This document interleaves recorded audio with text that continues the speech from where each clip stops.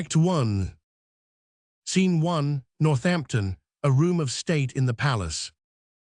Enter King John, Queen Elena, Pembroke, Essex, Salisbury, and others with Chatillon. King John. Now say, Chatillon, what would France with us? Chapter 100, Chatillon. Thus, after greeting, speaks the King of France. In my behavior to the Majesty, the borrowed Majesty of England here, Queen Eleanor. A strange beginning, borrowed Majesty. King John. Silence, good mother, hear the embassy. Chapter 100, Chatillon. Philip of France, in right and true behalf of thy deceased brother Geoffrey's son, Arthur Plantagenet, lays most lawful claim to this fair island and the territories, to Ireland, Poitiers, Anjou, Touraine, Maine, desiring thee to lay aside the sword, which sways usurpingly these several titles, and put the same into young Arthur's hand, thy nephew and right royal sovereign. King John. What follows if we disallow of this? Chapter 100, Chatillon. The proud control of fierce and bloody war, to enforce these rights so forcibly withheld. King John.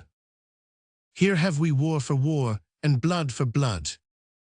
Controlment for controlment, so answer France. Chapter 100, Chatillon.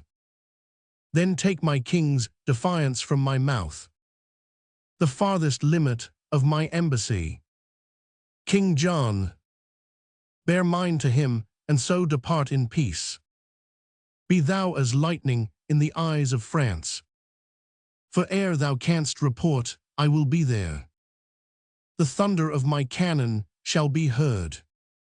So hence be thou the trumpet of our wrath, and sullen presage of your own decay.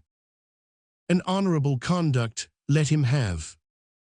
Pembroke, look to farewell, Chatillon. Exeunt Chatillon and Pembroke. Queen Eleanor. What now, my son, have I not ever said? How that ambitious Constance would not cease, till she had kindled France and all the world upon the right and party of her son.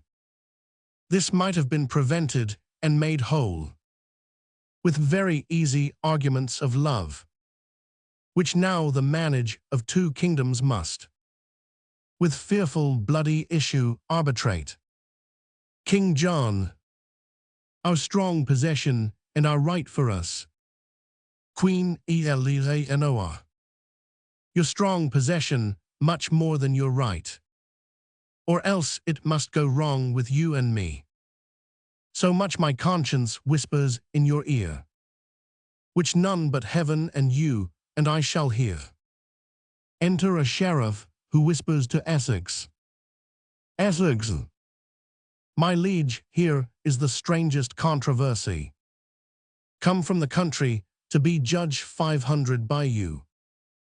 That ere I heard, shall I produce the men? King John. Let them approach. Our abbeys and our priories shall pay this expedition's charge. Enter Robert Falconbridge and Philip, his bastard brother. What men are you? Bastard.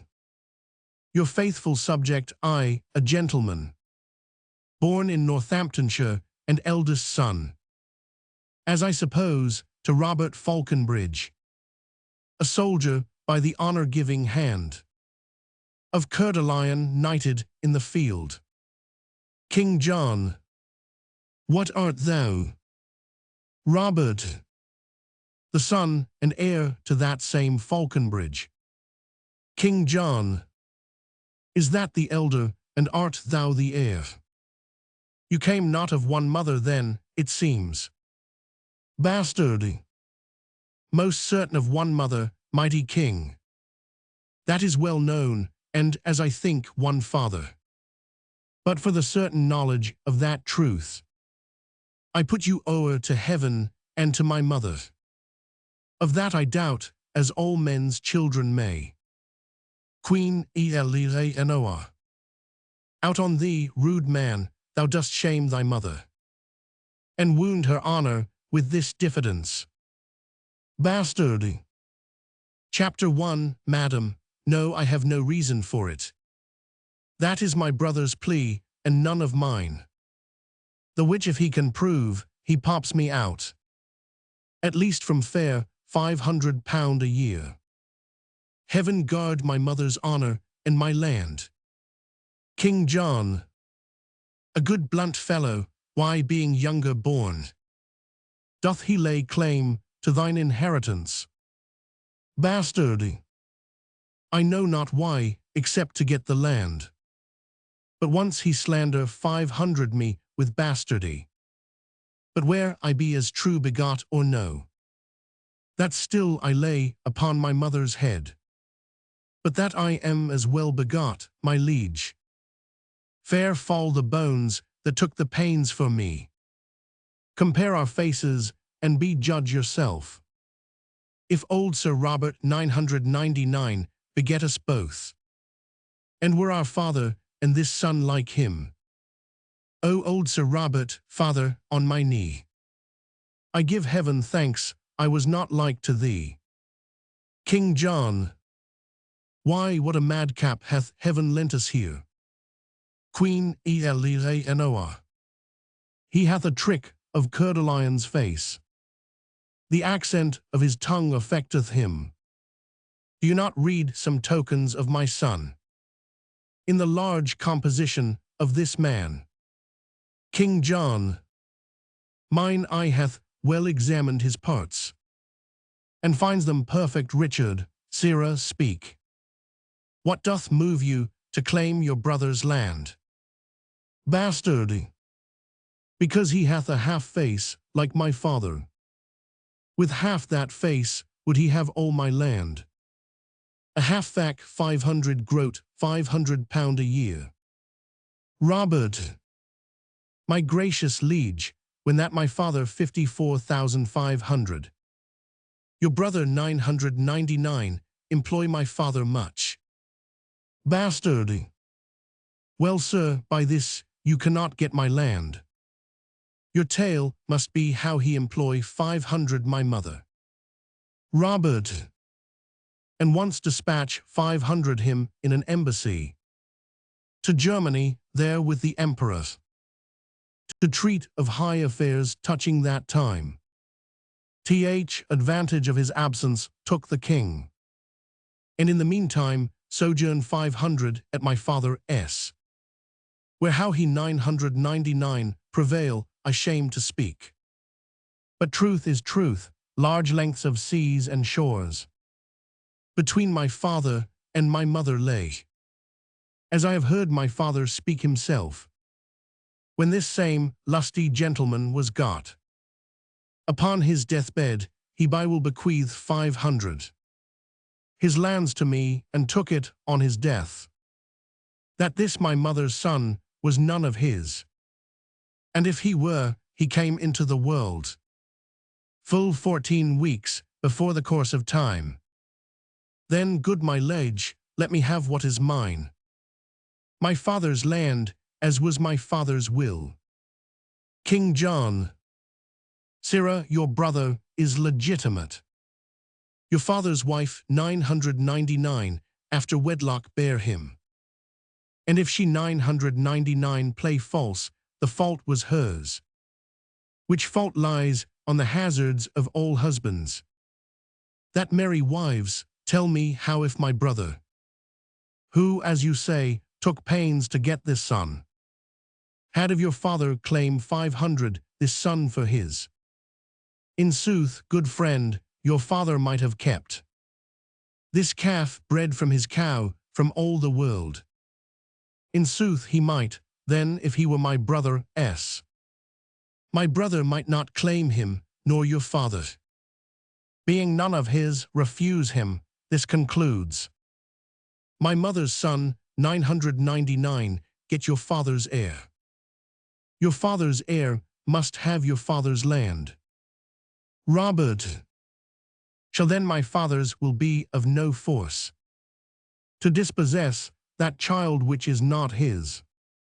Bastard, of no more force to dispossess me, sir, than was his will to get me, as I think.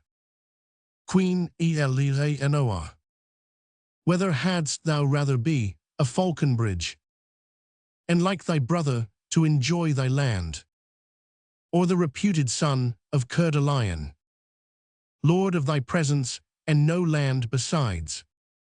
Bastard, madam, and if my brother had my shape, and I had his, Sir Robert's his like him, and if my legs were two such riding rods, my arms such ill-skin stuff 500, my face so thin, that in mine ear I durst not stick a rose, lest men should say, look where 3 farthings goes, and to his shape were heir to all this land, would I might never stir from off this place, I would give it every foot to have this face, I would not be Sir Nob in any case.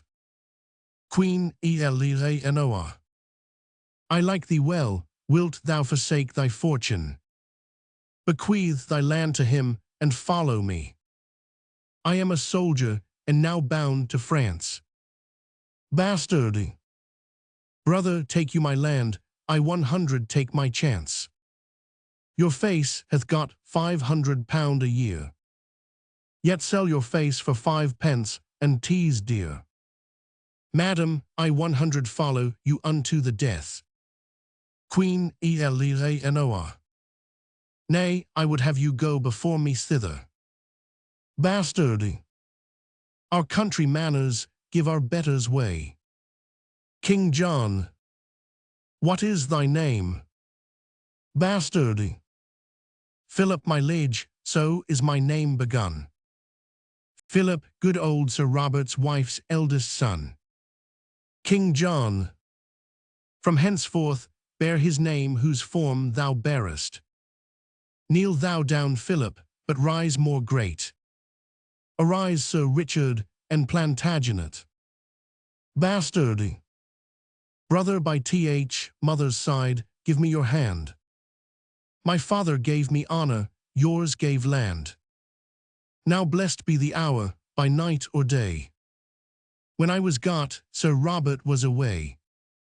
Queen Eleanor, the very spirit of Plantagenet. I am thy grandam, Richard, call me so. Bastard, madam, by chance but not by truth, what though? Something about, a little from the right, in at the window, or else o'er the hatch. Who dares not stir by day, must walk by night, and have his have, however men do catch. Near or far off, well one is still well shot. And I am I, howe'er I was begot. King John, go Falconbridge, now hast thou thy desire. A landless knight makes thee a landed squire. Come, madam, and come, Richard, we must speed. For France, for it is more than need. Bastard, brother, adieu, good fortune come to thee. For thou wast got ith way of honesty. Exeunt all but the bastard. A foot of honor better than I was, but many foot of land the worse. Well, now can I make any Joan a lady? Good den, Sir Richard, God a mercy fellow. And if his name be George, I 100 call him Peter. For new-made honor doth forget men's names. 'Tis too respective and too sociable. For your conversion, now your traveller. He and his toothpick at my worship's mess. And when my nightly stomach is suffic 500, why then I suck my teeth and catechize. My picked man of countries, my dear sir. Thus leaning on mine elbow I begin. I shall beseech you, that is question now. And then comes answer, like an Absai book. "Oh, sir," says answer, "at your best command. At your employment, at your service, sir." "No, sir," says question, "I sweet sir at yours." And so, ere answer knows what question would. Saving in dialogue of compliment. And talking of the Alps and Apennines, the Pyrenean and the river Po. It draws towards supper in conclusion so. But this is worshipful society, and fits the mounting spirit like myself. For he is but a bastard to the time, that doth not smack of observation. And so am I, whether I smack or no. And not alone in habit and device, exterior form, outward accoutrement, but from the inward motion to deliver sweet, sweet, sweet poison for the age's tooth, which, though I will not practice to deceive, yet to avoid deceit I mean to learn, for it shall strew the footsteps of my rising. But who comes in such haste in riding robes?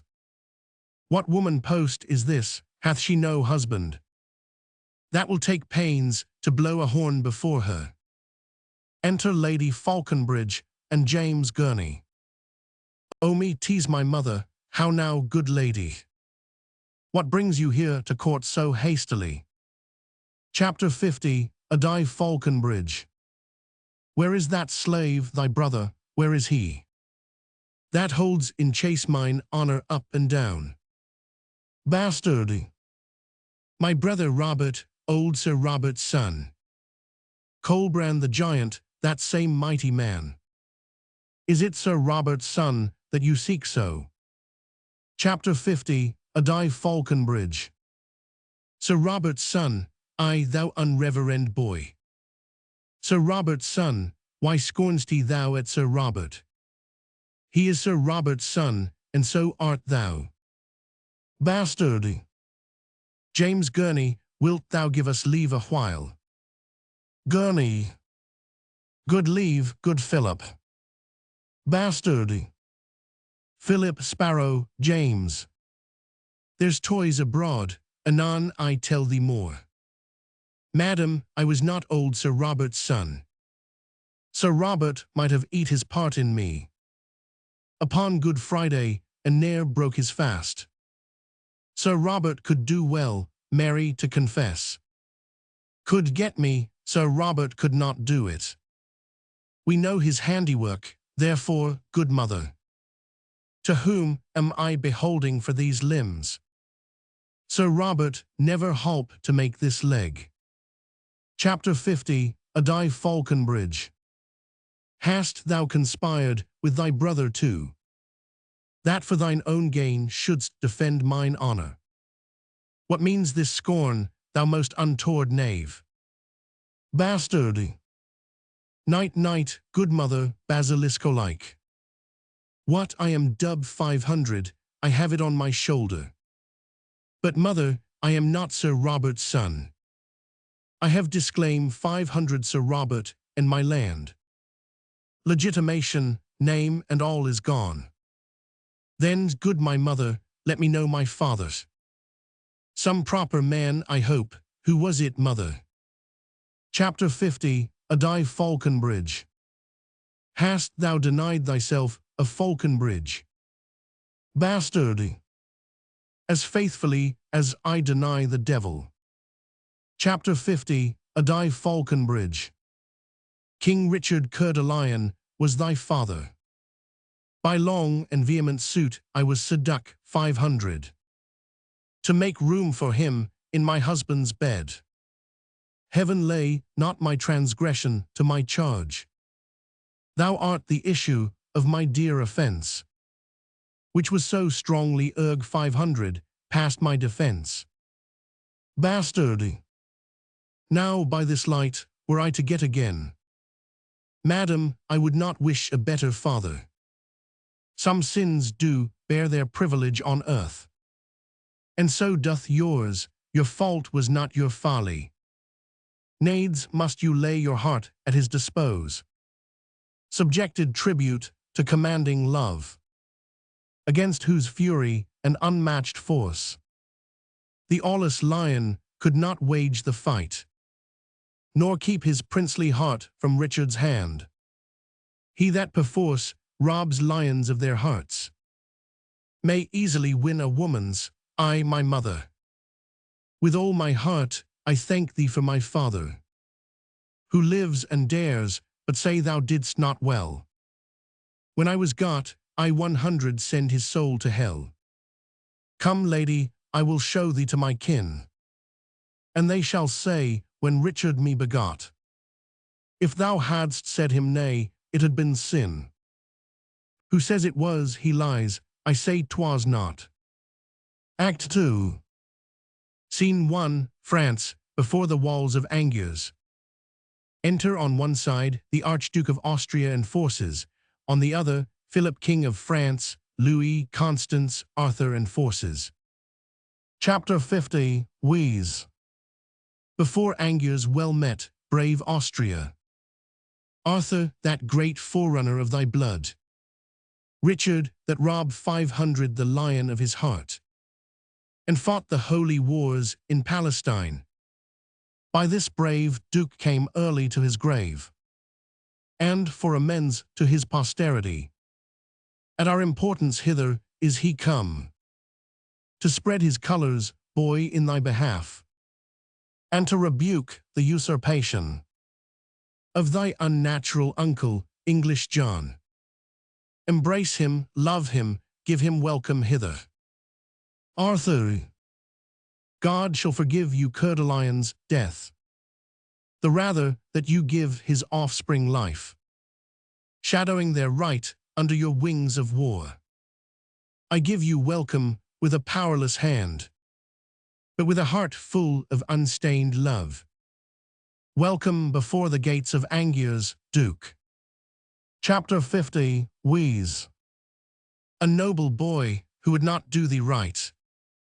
Austria, upon thy cheek lay I this zealous kiss, as sealed to this indenture of my love, that to my home I will no more return, till Angers and the right thou hast in France, together with that pale, that white fac 500 shore, whose foot spurns back the ocean's roaring tides, and coops from other lands her islanders, even till that England hedge 500 in with the main, that water-walled bulwark still secure, and confident from foreign purposes, even till that utmost corner of the west. Salute thee for her king, till then, fair boy, will I not think of home, but follow arms. Chapter 100, Constance. Oh, take his mother's thanks, a widow's thanks, till your strong hand shall help to give him strength, to make a more requital to your love. Austria, the peace of heaven is theirs that lift their swords in such a just and charitable war. King Philip, well then, to work, our cannon shall be bent against the brows of this resisting town. Call for our chiefest men of discipline, to cull the plots of best advantages. We 100 lay before this town our royal bones, weighed to the marketplace in Frenchmen's blood. But we will make it subject to this boy. Chapter 100, Constance. Stay for an answer to your embassy, lest unadvised 500 you stain your swords with blood. My Lord Chatillon may from England bring that right in peace which here we urge in war, and then we shall repent each drop of blood that hot rash haste so indirectly shed. Enter Chatillon. King Philip. A wonder, lady, lo, upon thy wish. Our messenger Chatillon is a Riv 500. What England says, say briefly, gentle lord. We coldly pause for thee, Chatillon, speak. Chapter 100, Chatillon. Then turn your forces from this paltry sea, and stir them up against a mightier task. England, impatient of your just demands, hath put himself in arms, the adverse winds, whose leisure I have stay 500, have given him time to land his legions all as soon as I. His marches are expedient to this town, his forces strong, his soldiers confident. With him along is come the mother queen, an 8 stirring him to blood and strife. With her niece, the Lady Blanche of Spain. With them a bastard of the king's Decias, 500. And all unsettled humours of the land. Rash, inconsiderate, fiery voluntaries. With ladies, faces, and fierce dragons' spleens. Have sold their fortunes at their native homes, bearing their birthrights proudly on their backs, to make a hazard of new fortunes here. In brief, a braver choice of dauntless spirits than now the English bottoms have wafted o'er. 999 never float upon the swelling tide, to do offence and scathe in Christendom. Drums beat within. The interruption of their churlish drums cuts off more circumstance, they are at hand. To parley or to fight, therefore prepare. King Philip, how much unlook 500 for is this expedition? Austria, by how much unexpected, by so much. We must awake, endeavour for defence. For courage mounteth with occasion. Let them be welcome then, we are prepare 500. Enter King John, Elena, Blanche, the bastard, Pembroke, lords and forces. King John, peace be to France, if France in peace permit our just and lineal entrance to our own. If not, bleed France, and peace ascend to heaven. Whiles we, God's wrathful agent, do correct their proud contempt that beats his peace to heaven. King Philip, peace be to England, if that war return. From France to England, there to live in peace. England we love, and for that England's sake, with burden of our armour, here we sweat. This toil of ours should be a work of thine. But thou from loving England art so far, that thou hast, underwrought his lawful king, cut off the sequence of posterity, outfaced infant state, and done a rape upon the maiden virtue of the crown. Look here upon thy brother Geoffrey's face. These eyes, these brows, were moulded out of his. This little abstract doth contain that large, which died in Geoffrey, and the hand of time shall draw this brief into as huge a volume. That Geoffrey was thy elder brother born, and this his son, England was Geoffrey's right. And this is Geoffrey S., in the name of God. How comes it then that thou art called 500 a king, when living blood doth in these temples beat, which owe the crown that thou ormesterest? King John, from whom hast thou this great commission, France? To draw my answer from thy articles. King Philip, from that supernal judge that stirs good thoughts in any breast of strong authority, to look into the blots and stains of right. That judge hath made me guardian to this boy, under whose warrant I impeach thy wrong, and by whose help I mean to chastise it. King John, alack, thou dost usurp authority. King Philip, excuse it is to beat usurping down. Queen Eleanor, who is it thou dost call usurper France? Chapter 100, Constance. Let me make answer, thy usurping son. Queen Eleanor. Out, insolent, thy bastard shall be king, that thou mayst be a queen, and check the world. Chapter 100, Constance. My bed was ever to thy son as true, as thine was to thy husband, and this boy, liker in feature to his father Geoffrey, than thou and John in manners, being as like as rain to water, or devil to his dam. My boy a bastard, by my soul I think, his father never was so true begot. It cannot be, and if thou wert his mother. Queen Eleanor. There's a good mother, boy, that blots thy father. Chapter 100, Constance. There's a good grandam, boy, that would blot thee. Austria. Basil. Bastard. Hear the crier. Austria. What the devil art thou? Bastard. One that will play the devil, sir, with you. And he may catch your hide, and you alone.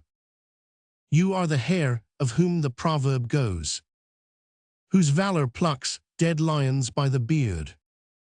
Chapter 100 Smoke your skin coat, and I catch you right.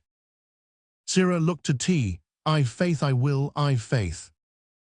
Blanche. Oh well, 999, he become that lion's robe. That 999 disrobe the lion of that robe. Bastard. It lies as sightly on the back of him as great Alcides shows upon an ass. But ass, I 100 take that burden from your back, or lay on that shall make your shoulders crack. Austria.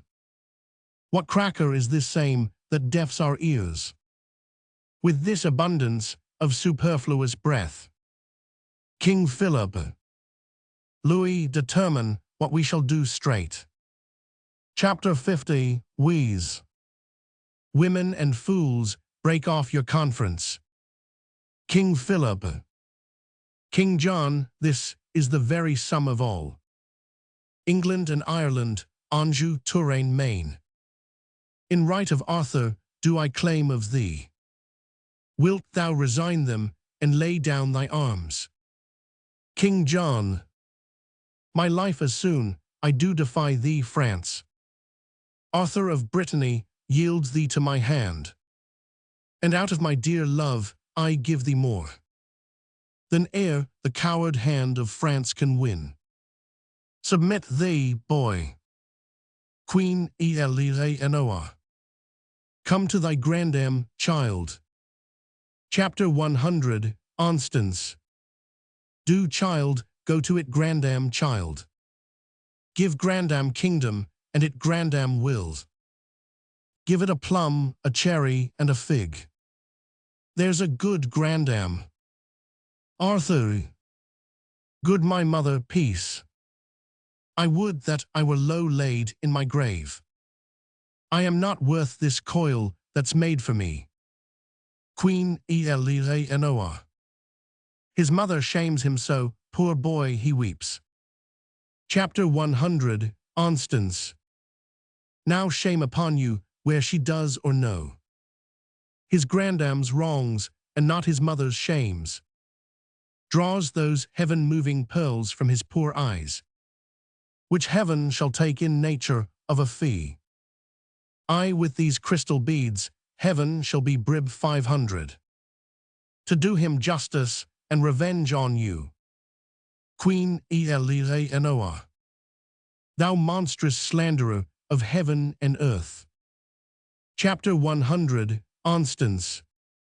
Thou monstrous injurer of heaven and earth. Call not me slanderer, thou and thine usurp the dominations, royalties, and rights of this oppressed boy. This is thy eldest son's son, infortunate in nothing but in thee. Thy sins are visited in this poor child. The canon of the law is laid on him, being but the second generation. removed from thy sin-conceiving womb. King John. Bedlam have done. Chapter 100, Constance. I have but this to say, that he is not only plagued for her sin, but God hath made her sin, and her the plague. On this removed issue, plagued for her, and with her plague, her sin his injury. Her injury, the beadle to her sin. All punish 500 in the person of this child, and all for her, a plague upon her. Queen Eleanor. Thou unadvised scold, I can produce a will that bars the title of thy son. Chapter 100, Constance. I who doubts that, a will, a wicked will. A woman's will, a cankered grandam's will. King Philip. Peace, lady, pause, or be more temperate. It 99 beseems this presence to cry aim. To these 99 tuned repetitions, some trumpet summon hither to the walls. These men of Angers, let us hear them speak, whose title they admit, Arthur's or John's. Trumpet sounds, enter citizens upon the walls. Chapter 101, Tyson. Who is it that hath worn 500 us to the walls? King Philip. 'Tis France for England. King John. England for itself. You men of Angers, and my loving subjects. King Philip. You loving men of Angers, Arthur's subjects. A trumpet call 500 you to this gentle parle. King John. For our advantage, therefore hear us first. These flags of France that are advanced here, before the eye and prospect of your town, have hither march 500 to your endamagement. The cannons have their bowels full of wrath, and ready mounted are they to spit forth their iron indignation gainst your walls. All preparation for a bloody siege, and merciless proceeding by these French, confronts your city's eyes, your winking gates. And but for our approach, those sleeping stones, that as a waist doth girdle you about, by the compulsion of their ordinance, by this time from their fixed beds of lime, had been dishabited and wide havoc made, for bloody power to rush upon your peace. But on the sight of us, your lawful king, who painfully, with much expedient march, have brought a counter-check before your gates, to save unscratch 500 your city's threatened cheeks. Behold the French, amaze 500 vouchsafe a parle. And now, instead of bullets, wrap 500 in fire, to make a shaking fever in your walls. They shoot but calm words folded up in smoke, to make a faithless error in your ears, which trust accordingly, kind citizens. And let us in, your king, whose labor 500 spirits, forward in this action of swift speed, craves harborage within your city walls. King Philip. When I have said, make answer to us both. Lo, in this right hand, whose protection is most divinely, vow 500 upon the right. Of him it holds, stands young Plantagenet, son to the elder brother of this man, and king o'er him and all that he enjoys. For this downtrodden equity we tread. In warlike march these greens before your town, being no further enemy to you than the constraint of hospitable zeal. In the relief of this oppressed child, religiously provokes, be pleased then to pay that duty which you truly owe to him that owes it, namely this young prince. And then our arms, like to a muzzled bear, save in aspect, hath all offence seal 500 up. Our cannons, malice vainly shall be spent against invulnerable clouds of heaven, and with a blessed and unvex 500 retire. With unhack 500 swords and helmets, all unbruise 500. We will bear home that lusty blood again, which here we came to spout against your town, and leave your children, wives, and you in peace. But if you fondly pass our proffer 500 offer, tease not the rounger of your old fac 500 walls, can hide you from our messengers of war. Though all these English and their discipline will harbour 500 in their rude circumference, then tell us, shall your city call us lord? In that behalf which we have challenged 500 it, or shall we give the signal to our rage, and stalk in blood to our possession? First citizen, in brief, we are the King of England's subjects. For him and in his right we hold this town. King John, acknowledge then the king, and let me in. Chapter 101, Tyson. That can we not, but he that proves the king. To him will we prove loyal, till that time. Have we ram 500 up our gates against the world. King John, doth not the crown of England prove the king? And if not that, I bring you witnesses. Twice 15,000 hearts of England's breed. Bastard, bastards and else. King John, to verify our title with their lives. King Philip, as many and as well-born bloods as those. Bastard, some bastards too. King Philip, stand in his face to contradict his claim. First citizen, till you compound whose right is worthiest. We for the worthiest hold the right from both. King John, then God forgive the sin of all those souls, that to their everlasting residence, before the dew of evening fall shall fleet, in dreadful trial of our kingdom's king. King Philip, amen, amen, mount chevaliers to arms. Bastard, Saint George, that swinged the dragon and e'er since, sits on's horseback at mine hostess' door. Teach us some fence, sirrah, were I at home. At your den, sirrah, with your lioness, I would set an ox head to your lion's hide, and make a monster of you. Austria, peace no more. Bastard, oh tremble, for you hear the lion roar. King John, up higher to the plain, where we 100 set forth, in best appointment all our regiments. Bastard, speed then to take advantage of the field. King Philip, it shall be so, and at the other hill. Command the rest to stand, God and our right. Exeunt severally. Here, after excursions, enter a herald of France with trumpets to the gates.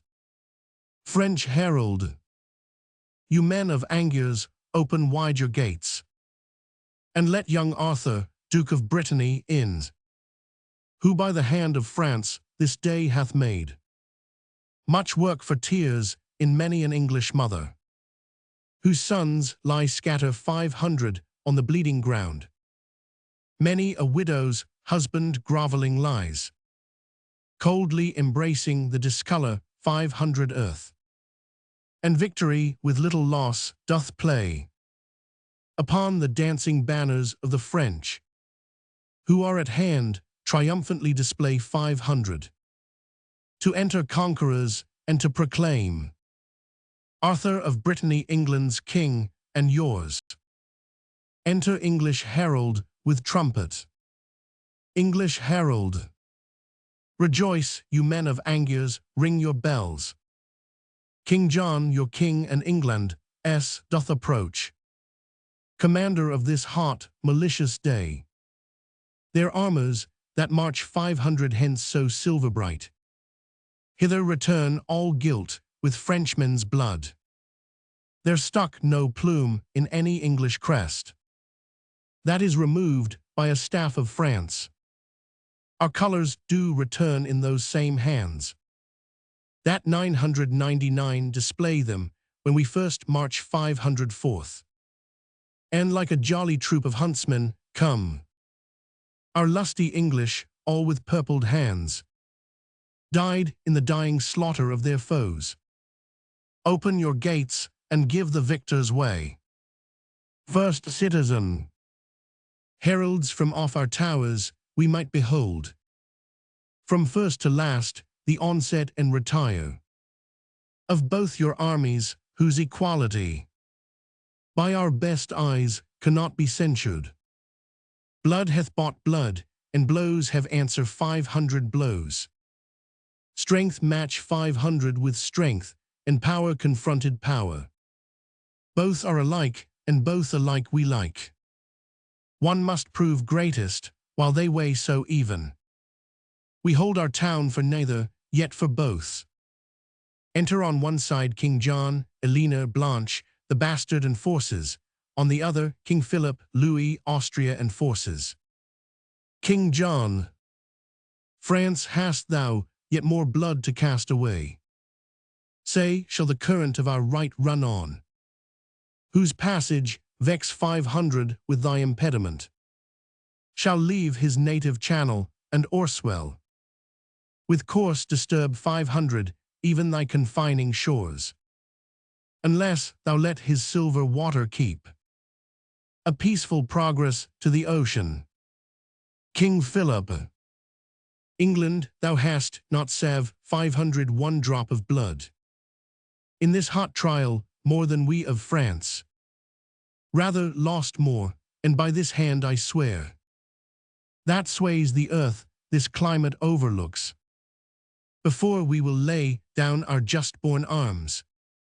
We 100 put thee down, gainst whom these arms we bear, or add a royal number to the dead, gracing the scroll that tells of this war's loss, with slaughter coupled to the name of kings. Bastard! Ha, Majesty, how high thy glory towers, when the rich blood of kings is set on fire. Oh, now doth death line his dead chaps with steel. The swords of soldiers are his teeth, his fangs. And now he feasts, mousing the flesh of men, in undetermined 500 differences of kings. Why stand these royal fronts amazed thus? Cry havoc, kings, back to the stained field. You equal potence, fiery kindled spirits. Then let confusion of one part confirm the other's peace, till then blows blood and death. King John. Whose party do the townsmen yet admit? King Philip. Speak, citizens, for England, who's your king? First citizen. The King of England, when we know the king. King Philip. Know him in us, that here hold up his right. King John. In us, that are our own great deputy, and bear possession of our person here. Lord of our presence, Angers, and of you. First citizen. A greater power than we denies all this. Until it be undoubted, we do lock our former scruple in our strong bar 500 gates. Kings of our fear, until our fears resolve 500. Be by some certain King Purg 500, and depose 500. Bastard! By heaven, these scrolls of Angers flout you, kings, and stand securely on their battlements, as in a theatre whence they gape and point at your industrious scenes and acts of death. Your royal presences be roll 500 by me. Do like the mutines of Jerusalem. Be friends a while, and both conjointly bend your sharpest deeds of malice on this town. By east and west, let France and England mount their battering cannon charged to the mouths, till their soul-fearing clamours have brawl 500 down the flinty ribs of this contemptuous city. Chapter 1. 500 play incessantly upon these jades, even till unfenced desolation. Leave them as naked as the vulgar air. That done, dissever your united strengths, and part your mingled colours once again. Turn face to face, and bloody point to point. Then, in a moment, fortune shall cull forth out of one side her happy minion, to whom in favour she shall give the day, and kiss him with a glorious victory. How like you this wild counsel, mighty states? Smacks it not something of the policy? King John, now by the sky that hangs above our heads, I like it well, France, shall we knit our powers, and lay this Angers even with the ground. Then after fight, who shall be king of it? Bastard! And if thou hast the mettle of a king, being wrong 500, as we are by this peevish town, turn thou the mouth of thy artillery, as we will ours, against these saucy walls. And when that we have dash 500 them to the ground, why then defy each other, and pell-mell make work upon ourselves for heaven or hell? King Philip, let it be so. Say, where will you assault? King John, we from the west will send destruction into this city's bosom. Austria, I from the north. King Philip, our thunder from the south shall rain their drift of bullets on this town. Bastard! O prudent discipline from north to south. Austria and France shoot in each other's mouth. Chapter 1. 100 stir them to it, come away, away. First citizen, hear us great kings, vouchsafe a while to stay, and I shall show you peace, and fair fac 500 lig. Win you this city without stroke or wound. Rescue those breathing lives to die in beds. That here come sacrifices for the field. Persevere not, but hear me, mighty kings. King John, speak on with favour, we are bent to hear. First citizen, that daughter there of Spain, the Lady Blanche, is niece to England, look upon the years of Louis the Dauphin and that lovely maid. If lusty love should go in quest of beauty, where should he find it fairer than in Blanche? If zealous love should go in search of virtue, where should he find it purer than in Blanche? If love ambitious sought a match of birth, whose veins bound richer blood than Lady Blanche, such as she is, in beauty, virtue, birth, is the young Dauphin every way complete. If not complete of, say he is not she. And she again wants nothing, to name want. If one it be not, that she is not he. He is the half part of a blessed man, left to be finished by such a she. And she of fair, divided excellence, whose fullness of perfection lies in him. O two such silver currents, when they join, do glorify the banks that bound them in. And two such shores to two such streams made one. Two such controlling bounds shall you be, kings.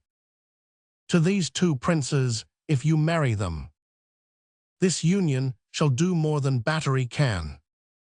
To our fast-closed gates, for at this match, with swifter spleen than powder can enforce, The mouth of passage shall we fling wide ope, and give you entrance, but without this match.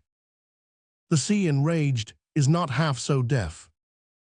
Lions more confident, mountains and rocks. More free from motion, no, not death himself. In mortal fury half so peremptory, as we to keep this city. Bastard, here's a stay that shakes the rotten carcass of old death. Out of his rags, here's a large mouth indeed, that spits forth death and mountains, rocks and seas, talks as familiarly of roaring lions, as maids of 13 do of puppy dogs. What cannoneer begot this lusty blood? He speaks plain cannon, fire and smoke, and bounce. He gives the bastinado with his tongue. Our ears are cudgel 500, not a word of his. But Buffet's better than a fist of France. Zounds, I was never so bethump 500 with words, since I first call 500 my brother's father dad. Queen Elise Enoa. Son, list to this conjunction, make this match. Give with our niece a dowry large enough, for by this knot thou shalt so surely tie thy now unsir 500 assurance to the crown, that yon green boy shall have no son to ripe the bloom that promiseth a mighty fruit. I see a yielding in the looks of France. Mark how they whisper, urge them while their souls are capable of this ambition. Less zeal, now melted by the windy breath of soft petitions, pity and remorse, cool and congeal again to what it was. First citizen, why answer not the double majesties this friendly treaty of our threatened 500 town? King Philip, speak England first, that hath been forward first to speak unto this city. What say you? King John, if that the Dauphin there, thy princely son, can in this book of beauty read, I love, her dowry shall weigh equal with a queen.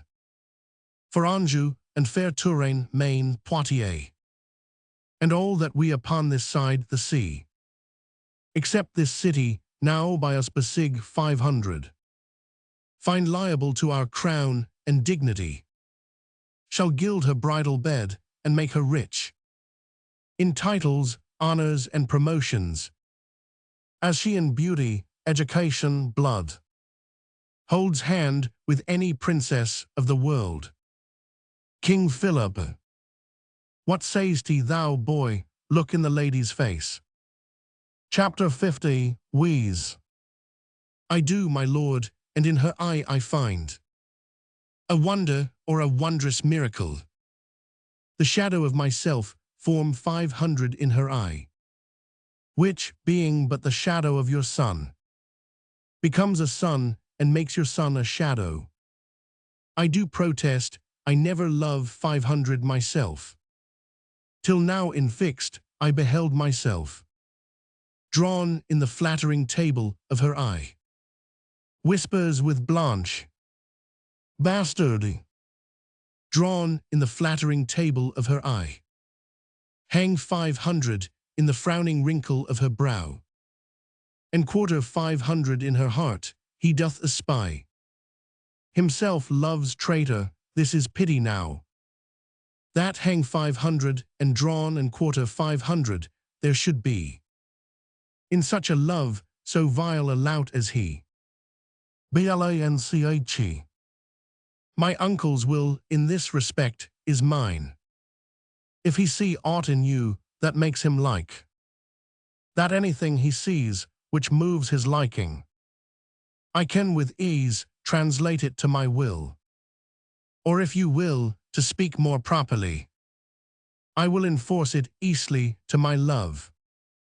Further, I will not flatter you, my lord, that all I see in you is worthy love.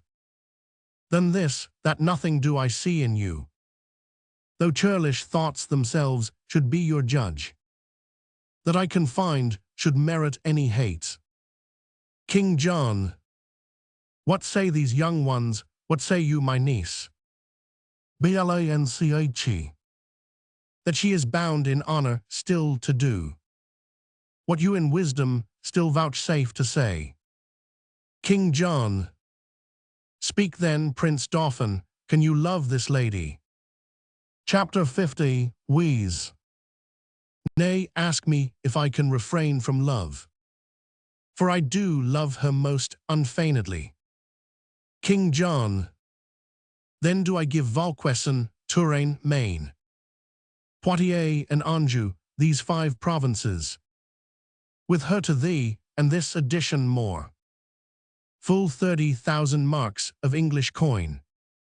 Philip of France, if thou be pleased 500 withal. Command thy son and daughter to join hands. King Philip. It likes us well, young princes, close your hands. Austria. And your lips too, for I am well assured 500. That I 999, so when I was first, assure 500. King Philip. Now, citizens of Angers, ope your gates. Let in that amity which you have made. For at St. Mary's Chapel presently, the rites of marriage shall be solemniz 500. Is not the Lady Constance in this troop? I know she is not, for this match made up. Her presence would have interrupted much. Where is she and her son? Tell me who knows. Chapter 50, Wheeze. She is sad and passionate at your highness' tent. King Philip. And by my faith, this league that we have made will give her sadness very little cure. Brother of England, how may we content this widow lady? In her right we came, which we, God knows, have turned 500 another way, to our own vantage. King John. We will heal up all, for we 100 create young Arthur Duke of Brittany, and Earl of Richmond, and this rich fair town. We make him lord of, call the Lady Constance. Some speedy messenger, bid her repair. To our solemnity, I trust we shall, if not fill up the measure of her will, yet in some measure satisfy her so, that we shall stop her exclamation. Go we, as well as haste will suffer us. To this unlook 500 for unprepared pomp. Exeunt all but the bastard, the citizens retire from the walls. Bastard. Mad world, mad kings, mad composition. John, to stop Arthur's title in the whole, hath willingly departed with a part.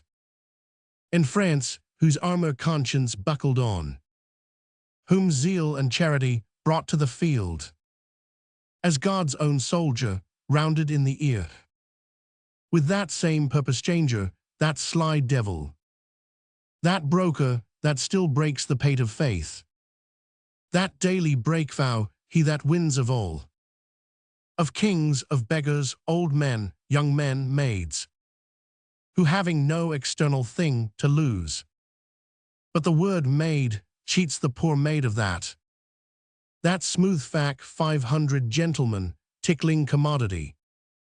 Commodity, the bias of the world, who of itself is prized well, made to run even upon even ground, till this advantage, this vile drawing bias, this sway of motion, this commodity, makes it take head from all indifferency, from all direction, purpose, course, intent.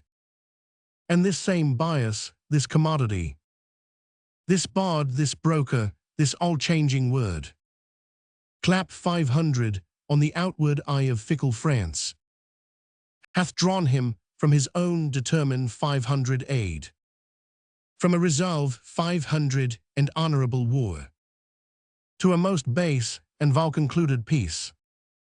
And why rail I on this commodity? But for because he hath not woo 500 me yet. Not that I have the power to clutch my hand, when his fair angels would salute my palm, but for my hand as unattempted yet, like a poor beggar raileth on the rich. Well, whiles I am a beggar, I will rails, and say there is no sin but to be rich. And being rich, my virtue then shall be, to say there is no vice but beggary. Since kings break faith upon commodity, gain be my lord, for I will worship thee. Act 3. Scene 1, France, the French king's tent. Enter Constance, Arthur, and Salisbury. Chapter 100, Constance. Gone to be married, gone to swear a peace. False blood to false blood join 500, gone to be friends. Shall Louis have Blanche, and Blanche those provinces? It is not so, thou hast misspoke, misheard. Be well advised 500, tell o'er thy tale again. It cannot be, thou dost but say 'tis so. I trust I may not trust thee, for thy word is but the vain breath of a common man. Believe me, I do not believe thee, man. I have a king's oath to the contrary. Thou shalt be punished 500 for thus frighting me. For I am sick and capable of fears. Oppress 500 with wrongs, and therefore full of fears. A widow, husbandless, subject to fears. A woman, naturally born to fears. And though thou now confess thou didst but jest, with my vex 500 spirits I cannot take a truce, but they will quake and tremble all this day. What dost thou mean by shaking of thy head? Why dost thou look so sadly on my son? What means that hand upon that breast of thine? Why holds thine eye that lamentable room, like a proud river peering o'er his bounds? Be these sad signs confirmers of thy words? Then speak again, not all thy former tale, but this one word, whether thy tale be true. Salisbury. As true as I believe you think them false. That give you cause to prove my saying true. Chapter 100, Constance. Oh, if thou teach me to believe this sorrow, teach thou this sorrow how to make me die, and let belief and life encounter so, as doth the fury of two desperate men, which in the very meeting fall and die. Louis marry Blanche, O boy, then where art thou? France friend with England, what becomes of me? Fellow, be gone, I cannot brook thy sight. This news hath made thee a most ugly man. Salisbury. What other harm have I, good lady, done? But spoke the harm that is by others done. Chapter 100, Constance. Which harm within itself so heinous is, as it makes harmful all that speak of it. Arthur. I do beseech you, madam, be content. Chapter 100, Constance. If thou that bidst me be content, wert grim, ugly and slanderous to thy mother's womb, full of unpleasing blots and sightless stains, lame, foolish, crooked, swart, prodigious, patch 500 with foul moles and eye-offending marks, I would not care, I then would be content.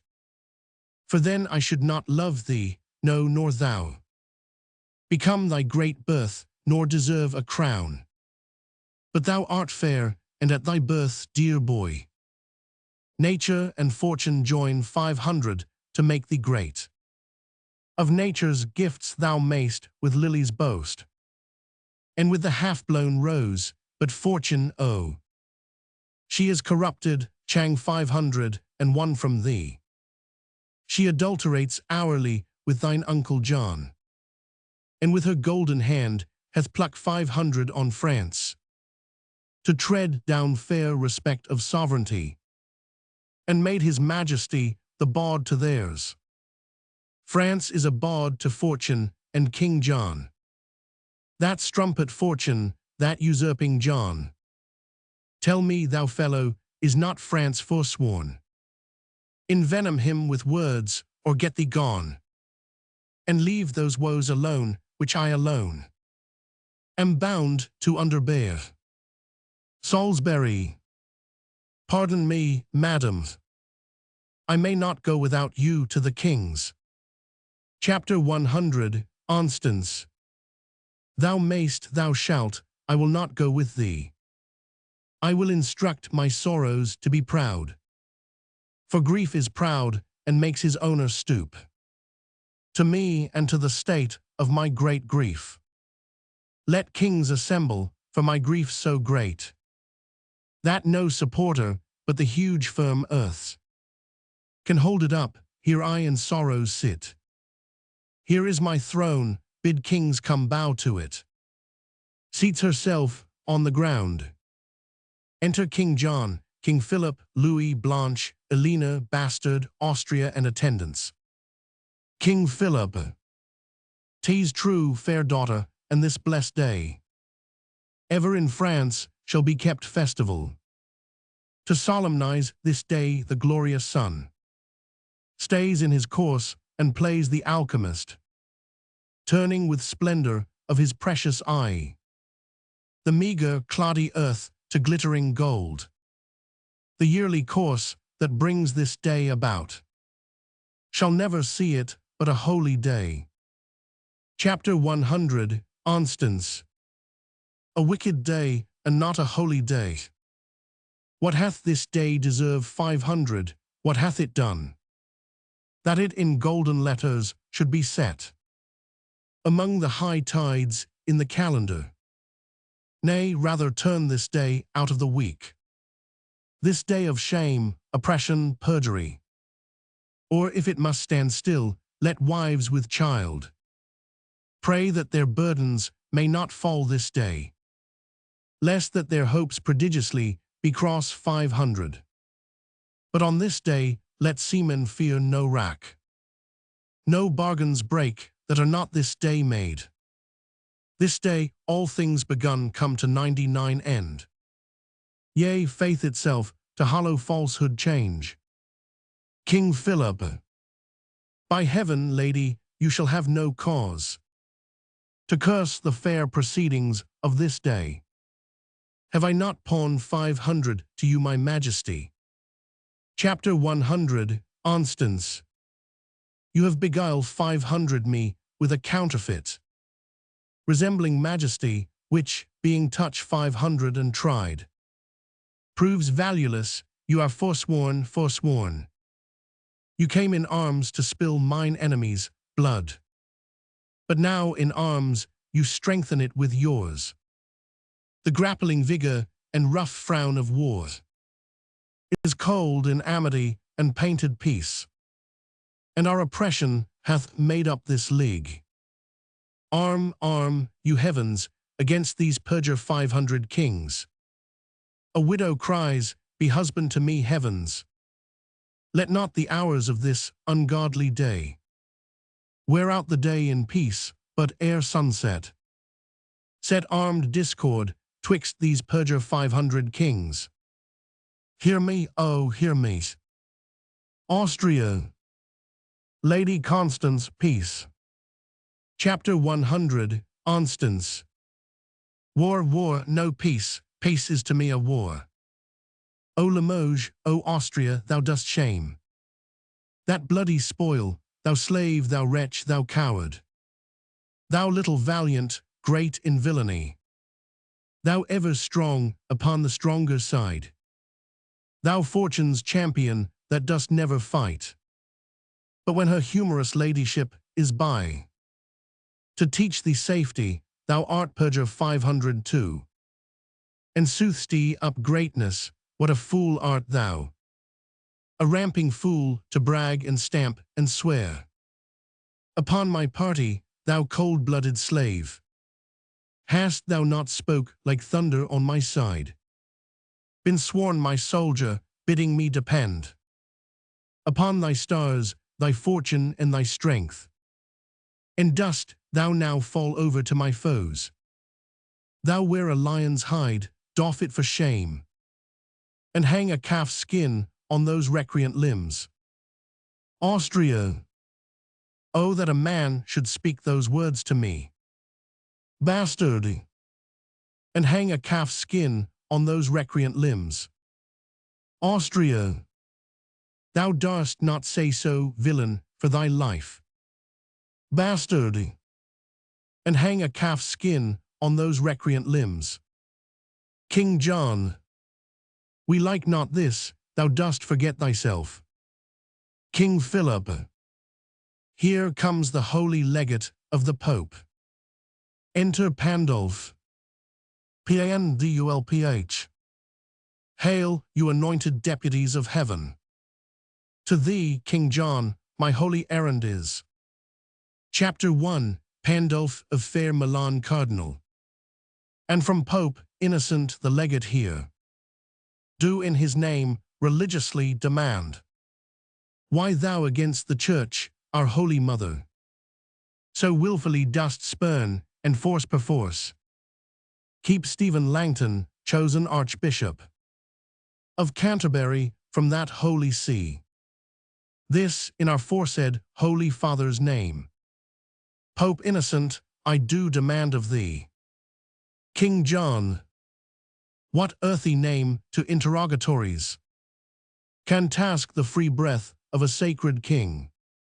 Thou canst not, Cardinal, devise a name so slight, unworthy, and ridiculous, to charge me to an answer as the Pope.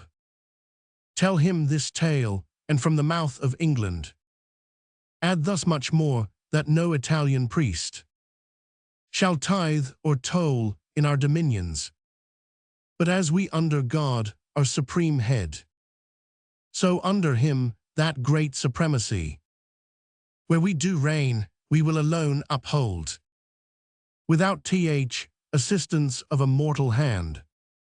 So tell the Pope, all reverence set apart, to him and his usurp 500 authority. King Philip, brother of England, you blaspheme in this.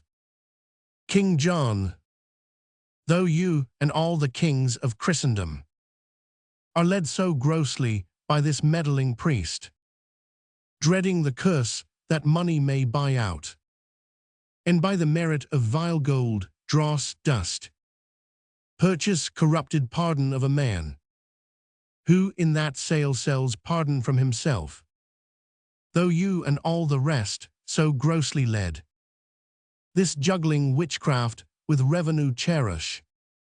Yet I alone do me oppose against the Pope, and count his friends my foes. Pandulph. Then, by the lawful power that I have, thou shalt stand curs 500 and excommunicate, and blessed shall he be that doth revolt from his allegiance to an heretic, and meritorious shall that hand be called 500, canonized and worship 500 as a saint, that takes away by any secret course thy hateful life. Chapter 100, Instance. O lawful let it be, that I have room with Rome to curse a while. Good Father Cardinal, cry thou amens to my keen curses, for without my wrong there is no tongue hath power to curse him right. Pandulph. There's law and warrant, lady, for my curse. Chapter 100, Instance. And for mine too, when law can do no right. Let it be lawful that law bar no wrong. Law cannot give my child his kingdom here, for he that holds his kingdom holds the law. Therefore, since law itself is perfect wrong, how can the law forbid my tongue to curse? Pandulph. Philip of France, on peril of a curse. Let go the hand of that arch-heretic, and raise the power of France upon his head, unless he do submit himself to Rome. Queen Eleanor. Look'st thou pale France, do not let go thy hand. Chapter 100, Constance.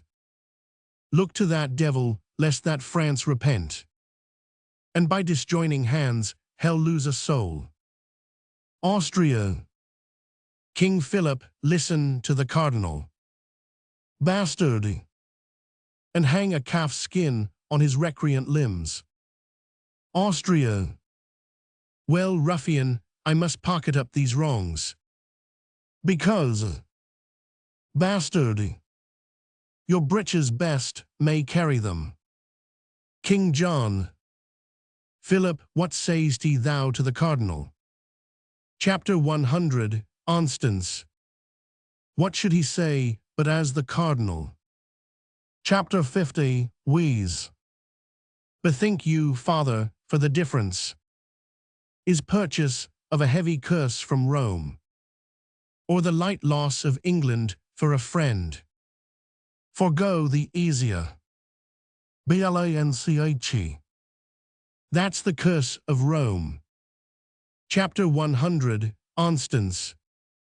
O Louis, stand fast, the devil tempts thee here, in likeness of a new untrimmed bride. Blanche.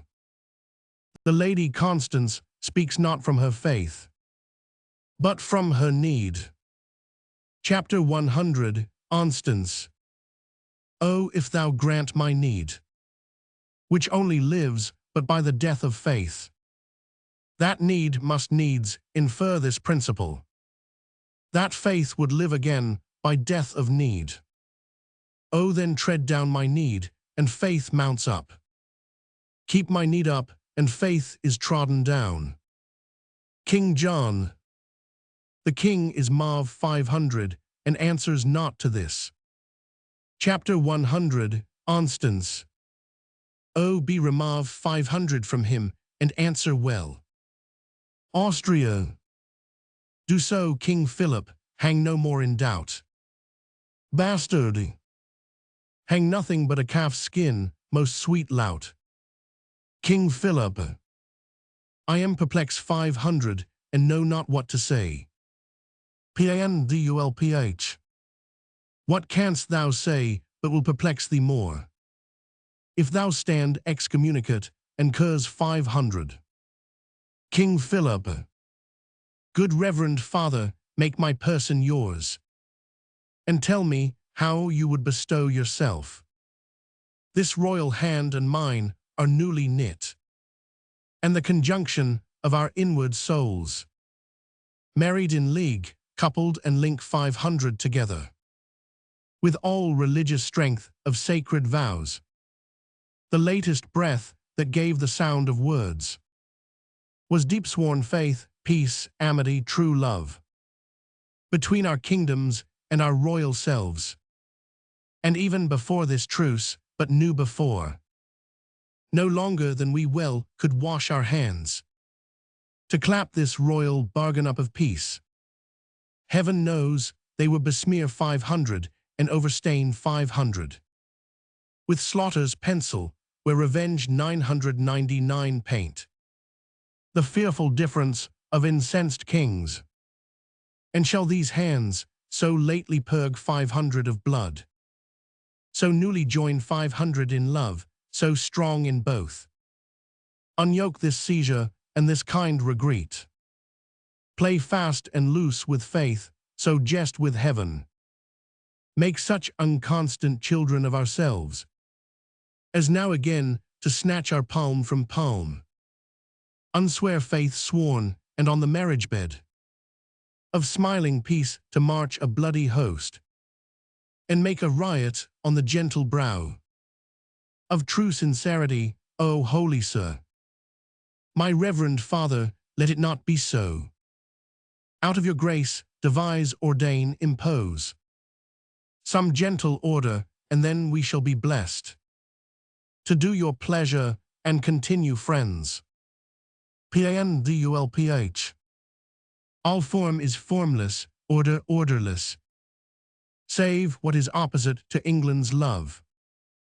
Therefore to arms, be champion of our church. Or let the church, our mother, breathe her curse. A mother's curse on her revolting son. France, thou mayst hold a serpent by the tongue, a chafed lion by the mortal paw, a fasting tiger safer by the tooth. Then keep in peace that hand which thou dost hold. King Philip. I may disjoin my hand, but not my faith. Pandulph. So maxed thou faith, an enemy to faith. And like a 153 war setst oath to oath. Thy tongue against thy tongue, O let thy vow. First made to heaven, first be to heaven perform 500. That is, to be the champion of our church. What since thou swerst is sworn against thyself, and may not be performed by thyself. For that which thou hast sworn to do amiss is not amiss when it is truly done. And being not done, where doing tends to 99. The truth is then most done not doing it. The better act of purposes mistook is to mistake again, though indirect. Yet indirection thereby grows direct. And falsehood cures, as fire cools fire. Within the scorched veins of one new burn 500. It is religion that doth make vows kept. But thou hast sworn against religion. By what thou swearst against the thing thou swearst, and maxed an oath the surety for thy truths. Against an oath, the truth thou art unsure. To swear, swears only not to be forsworn. Else what a mockery should it be to swear. But thou dost swear only to be forsworn. And most forsworn to keep what thou dost swear. Therefore thy latter vows against thy first is in thyself rebellion to thyself. And better conquest never canst thou make. Then arm thy constant and thy nobler parts against these giddy loose suggestions, upon which better part our prayers come in. If thou vouchsafe them, but if not, then know the peril of our curses light on thee, so heavy as thou shalt not shake them off, but in despair die under the black weight. Austria. Rebellion, flat rebellion. Bastard. Wilt not be. Will not a calf's skin stop that mouth of thine? Chapter 50, Wheeze. Father to arms. Blanch. Upon thy wedding day. Against the blood that thou hast married. What shall our feast be kept with slaughter 500 men? Shall braying trumpets and loud churlish drums, clamors of hell, be measures to our pomp? O husband, hear me, I alack how new is husband in my mouth, even for that name, which till this time my tongue 999 ne'er pronounce. Upon my knee I beg, go not to arms against mine uncle. Chapter 100, Constance. O, upon my knee, made hard with nailing, I do pray to thee. Thou virtuous dauphin, alter not the doom forethought by heaven. Blanch. Now shall I see thy love, what motive may be stronger with thee than the name of wife. Chapter 100, Constance. That which upholdeth him that thee upholds. His honor, O thine honor, Louis, thine honor. Chapter 50, Wheeze. I muse your majesty doth seem so cold, when such profound respects do pull you on. Pandulph. I will denounce a curse upon his head. King Philip. Thou shalt not need, England, I will fall from thee. Chapter 100, Constance. O fair return of banish 500 majesty. Queen Eleanor. O foul revolt of French inconstancy. King John. France, thou shalt rue this hour within this hour. Bastard. Old Time the clock setter, that bald sexton Time. Is it as he will? Well then, France shall rue. Blanche. The sun's o'ercast with blood, fair day adieu. Which is the side that I must go withal? I am with both, each army hath a hand. And in their rage, I having hold of both. They whirl asunder, and dismember me. Husband, I cannot pray that thou mayst win. Uncle, I needs must pray that thou mayst lose. Father, I may not wish the fortune thine. Grandam, I will not wish thy wishes thrive. Whoever wins, on that side shall I lose. Assured loss before the match, be play 500. Chapter 50, Wheeze.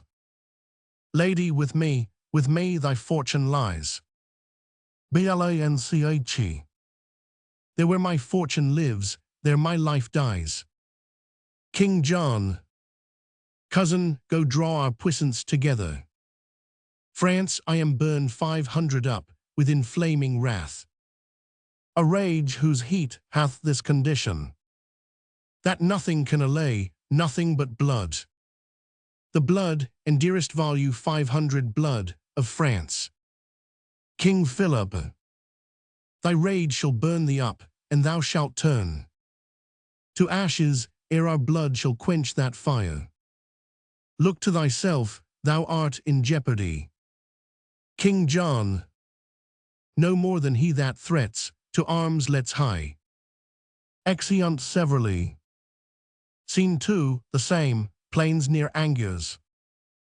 Alarums, excursions, enter the bastard with Austria's head. Bastard. Now by my life, this day grows wondrous hot.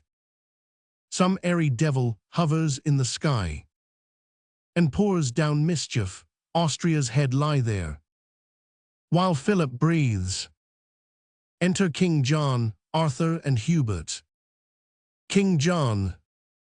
Hubert, keep this boy, Philip, make up. My mother is assailed, in our tent. And Tan, I fear. Bastard.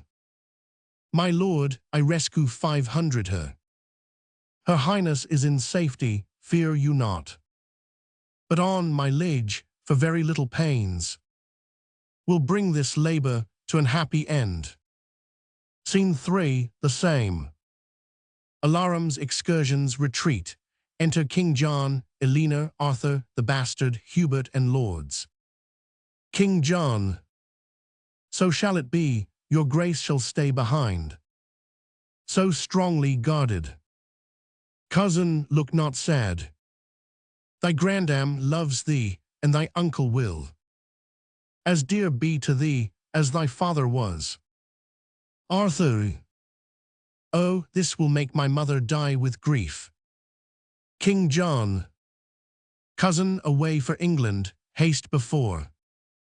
And ere our coming, see thou shake the bags of hoarding abbots, imprison 500 angels. Set at liberty the fat ribs of peace. Must by the hungry now be fed upon. Use our commission in his utmost force. Bastard. Bell, book, and candle shall not drive me back. When gold and silver becks me to come on, I leave your highness, grandam, I will pray. If ever I remember to be holy, for your fair safety, so I kiss your hand. Queen Eleanor. Farewell, gentle cousin. King John. Cause farewell. Queen Eleanor. Come hither, little kinsman, hark a word. She takes Arthur aside. King John. Come hither, Hubert, O my gentle Hubert. We owe thee much, within this wall of flesh. There is a soul counts thee her creditor, and with advantage means to pay thy love.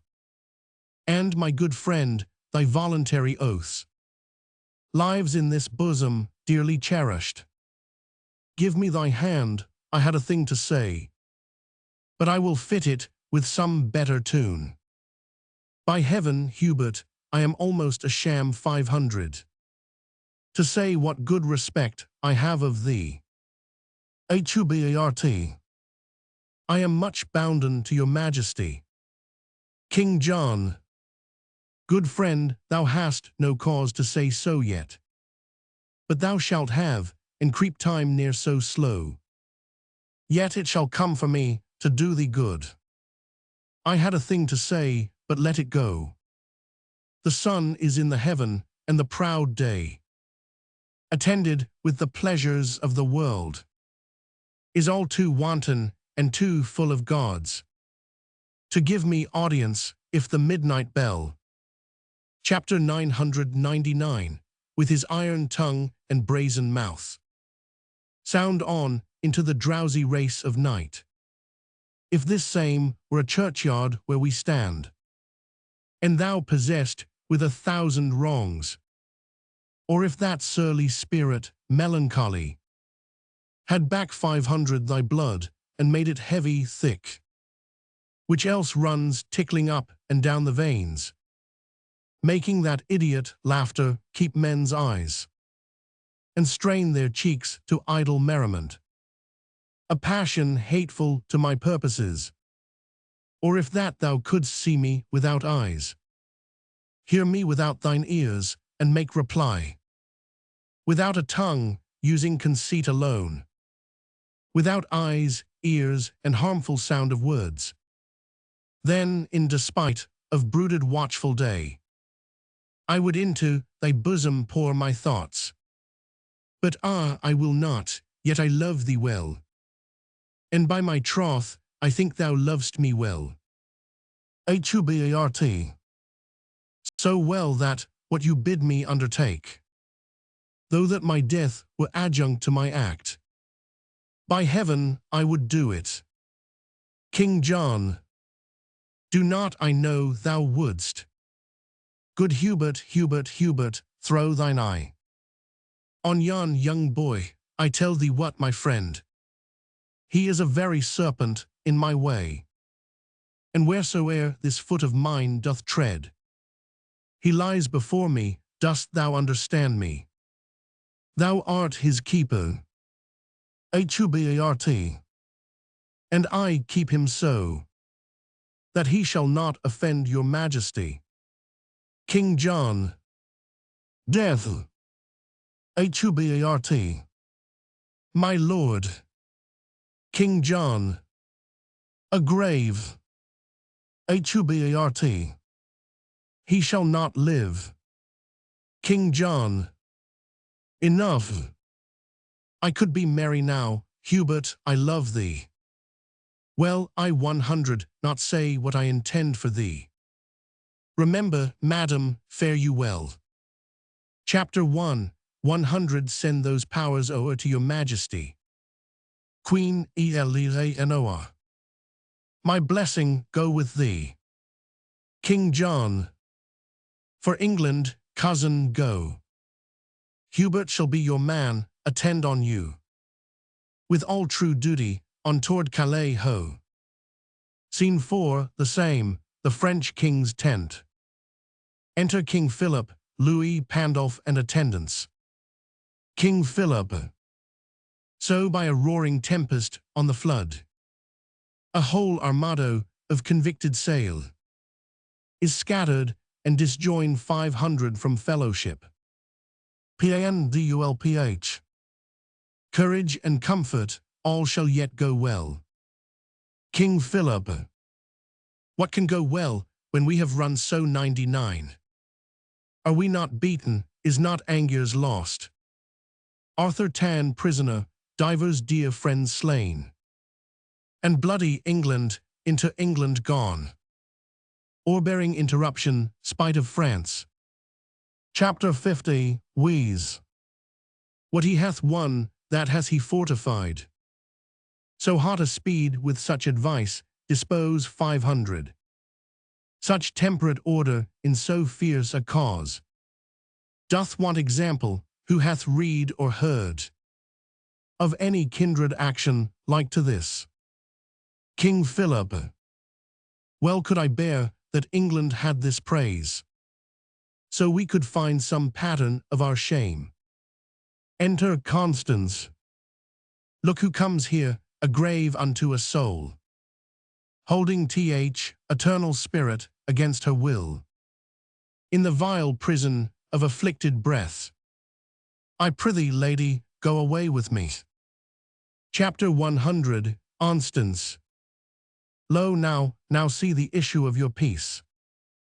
King Philip. Patience, good lady, comfort, gentle Constance. Chapter 100, Constance.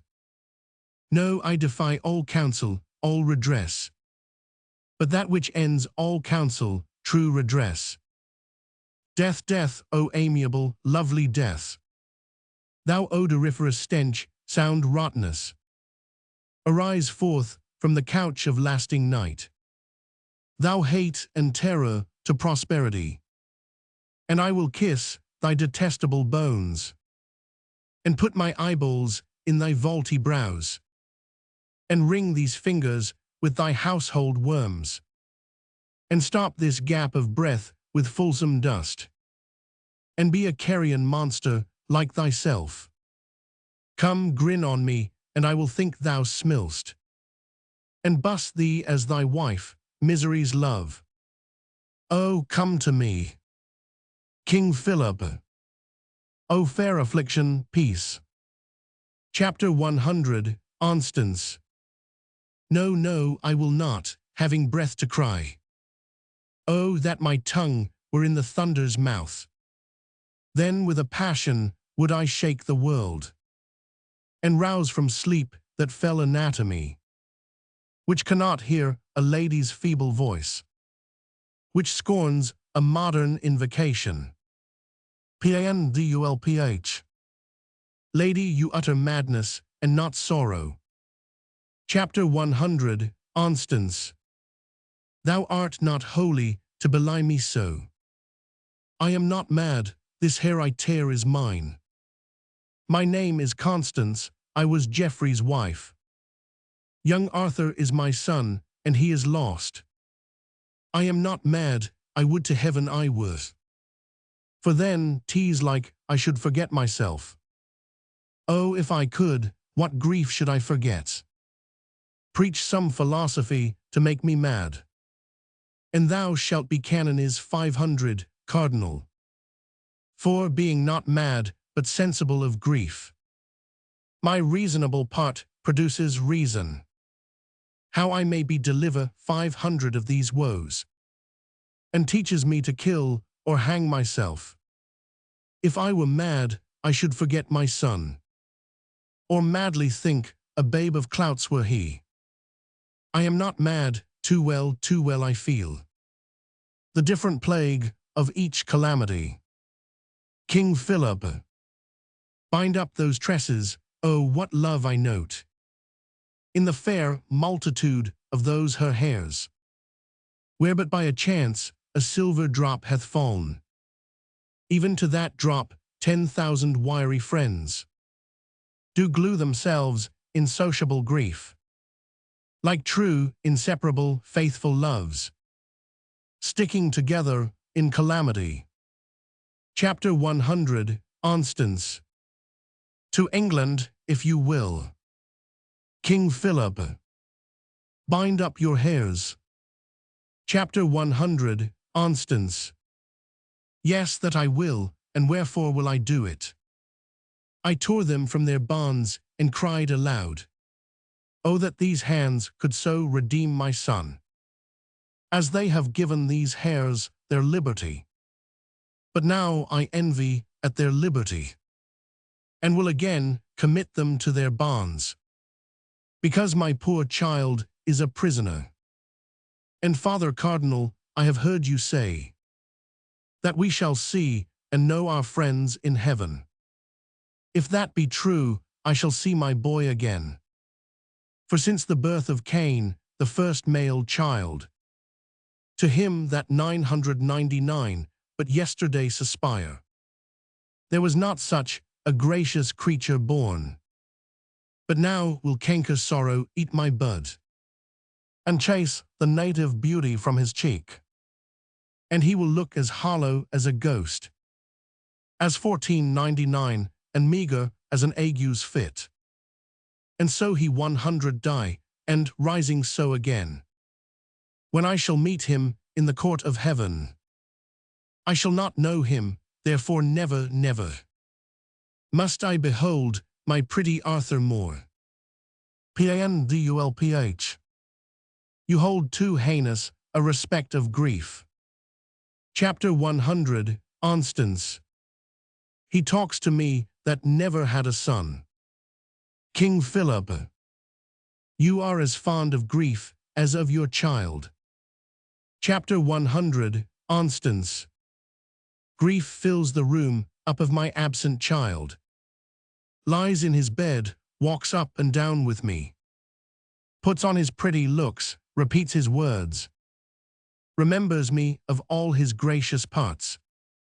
Stuffs out his vacant garments with his form. Then have I reason to be fond of grief. Fare you well, had you such a loss as I. I could give better comfort than you do. I will not keep this form upon my head. She unbinds her hair. When there is such disorder in my wit. O Lord, my boy, my Arthur, my fair son. My life, my joy, my food, my all the world. My widow comfort, and my sorrows cure. King Philip.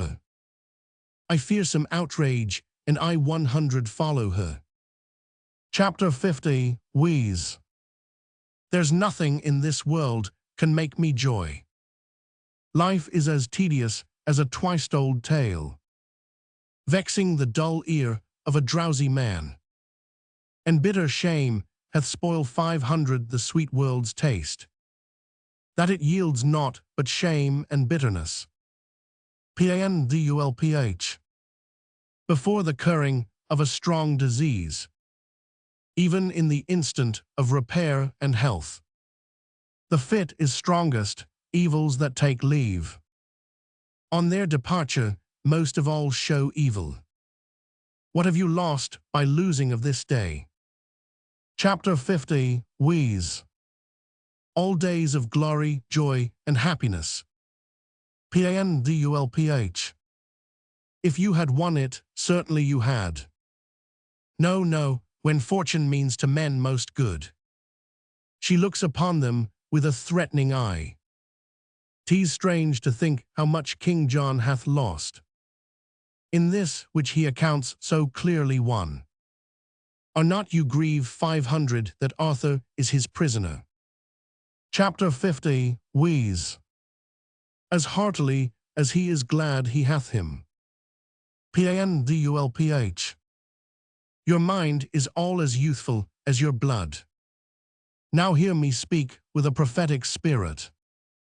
For even the breath of what I mean to speak shall blow each dust, each straw, each little rub, out of the path which shall directly lead thy foot to England's throne, and therefore mark.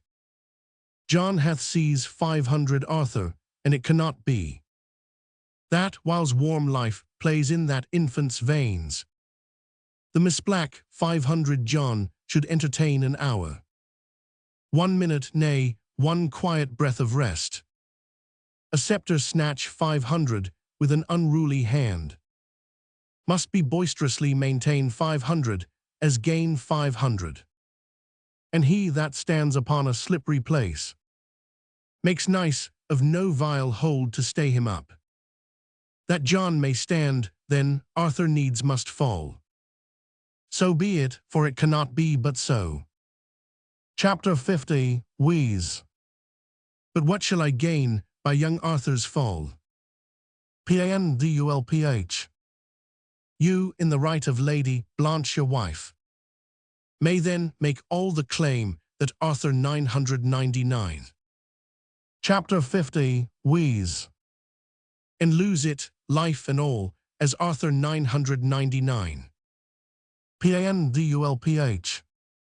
How green you are and fresh in this old world. John lays you plots, the times conspire with you. For he that steeps his safety in true blood shall find but bloody safety and untrue. This act so evilly born shall cool the hearts of all his people and freeze up their zeal, that none so small advantage shall step forth to check his reign, but they will cherish it. No natural exhalation in the sky, no scope of nature, no distemper 500 day, no common wind, no customed event, but they will pluck away his natural cause, and call them meteors, prodigies, and signs, abortives, presages, and tongues of heaven, plainly denouncing vengeance upon John. Chapter 50, Wheeze. Maybe he will not touch young Arthur's life, but hold himself safe in his prisonment. Pandulph.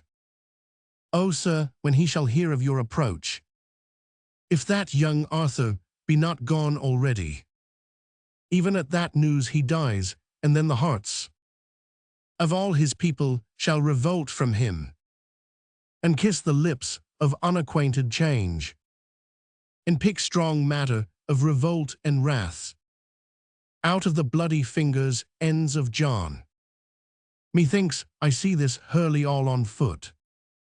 And oh, what better matter breeds for you than I have nom 500, the bastard Falconbridge is now in England ransacking the church, offending charity, if but a dozen French were there in arms, they would be as a call to train 10,000 English to their side, or as a little snow tumbled about anon becomes a mountain. O noble Dauphin, go with me to the king, 'tis wonderful what may be wrought out of their discontent, now that their souls are topful of offence.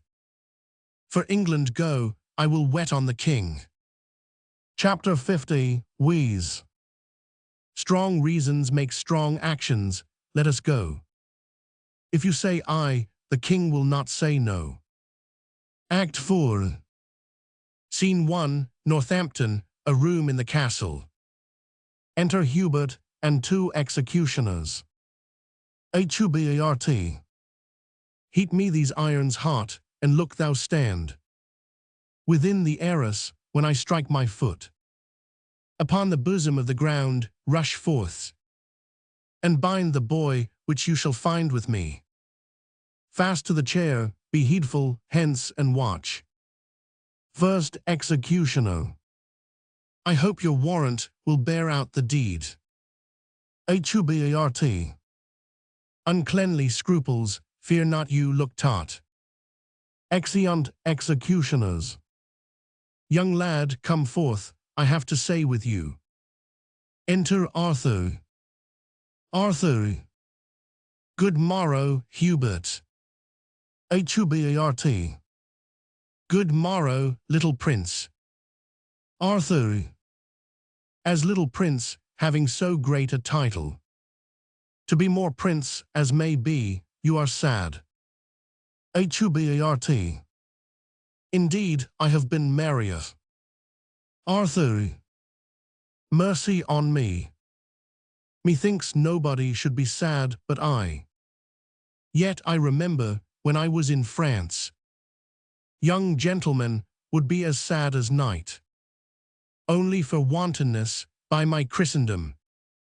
So I were out of prison, and kept sheep. I should be as merry as the day is long.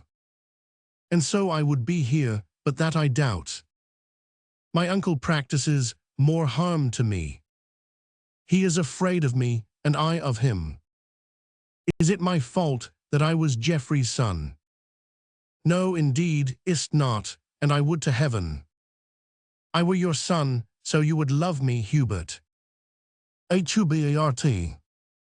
If I talk to him with his innocent prate, he will awake my mercy, which lies dead. Therefore I will be sudden, and dispatch. Arthur. Are you sick, Hubert? You look pale today. In sooth, I would you were a little sick, that I might sit all night, and watch with you. I warrant I love you more than you do me. Hubert. His words do take possession of my bosom. Read here, young Arthur. Showing a paper. How now, foolish room? Turning despiteous torture out of door. I must be brief, lest resolution drop out at mine eyes in tender womanish tears. Can you not read it? Is it not fair writ? Arthur. Too fairly, Hubert, for so foul effect. Must you with hot irons burn out both mine eyes? Hubert. Young boy, I must. Arthur. And will you? Hubert.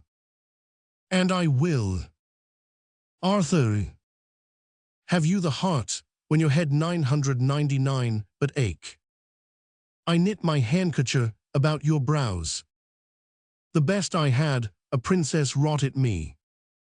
And I 999 never ask it you again. And with my hand, at midnight, held your head. And like the watchful minutes to the hour, still and anon cheer 500 up the heavy time, saying what lack you, and where lies your grief? Or what good love may I perform for you? Many a poor man's son would have liened still, and ne'er have spoke a loving word to you. But you at your sick service had a prince. Nay, you may think my love was crafty love, and call it cunning, do, and if you will. If heaven be please 500, that you must use me 99.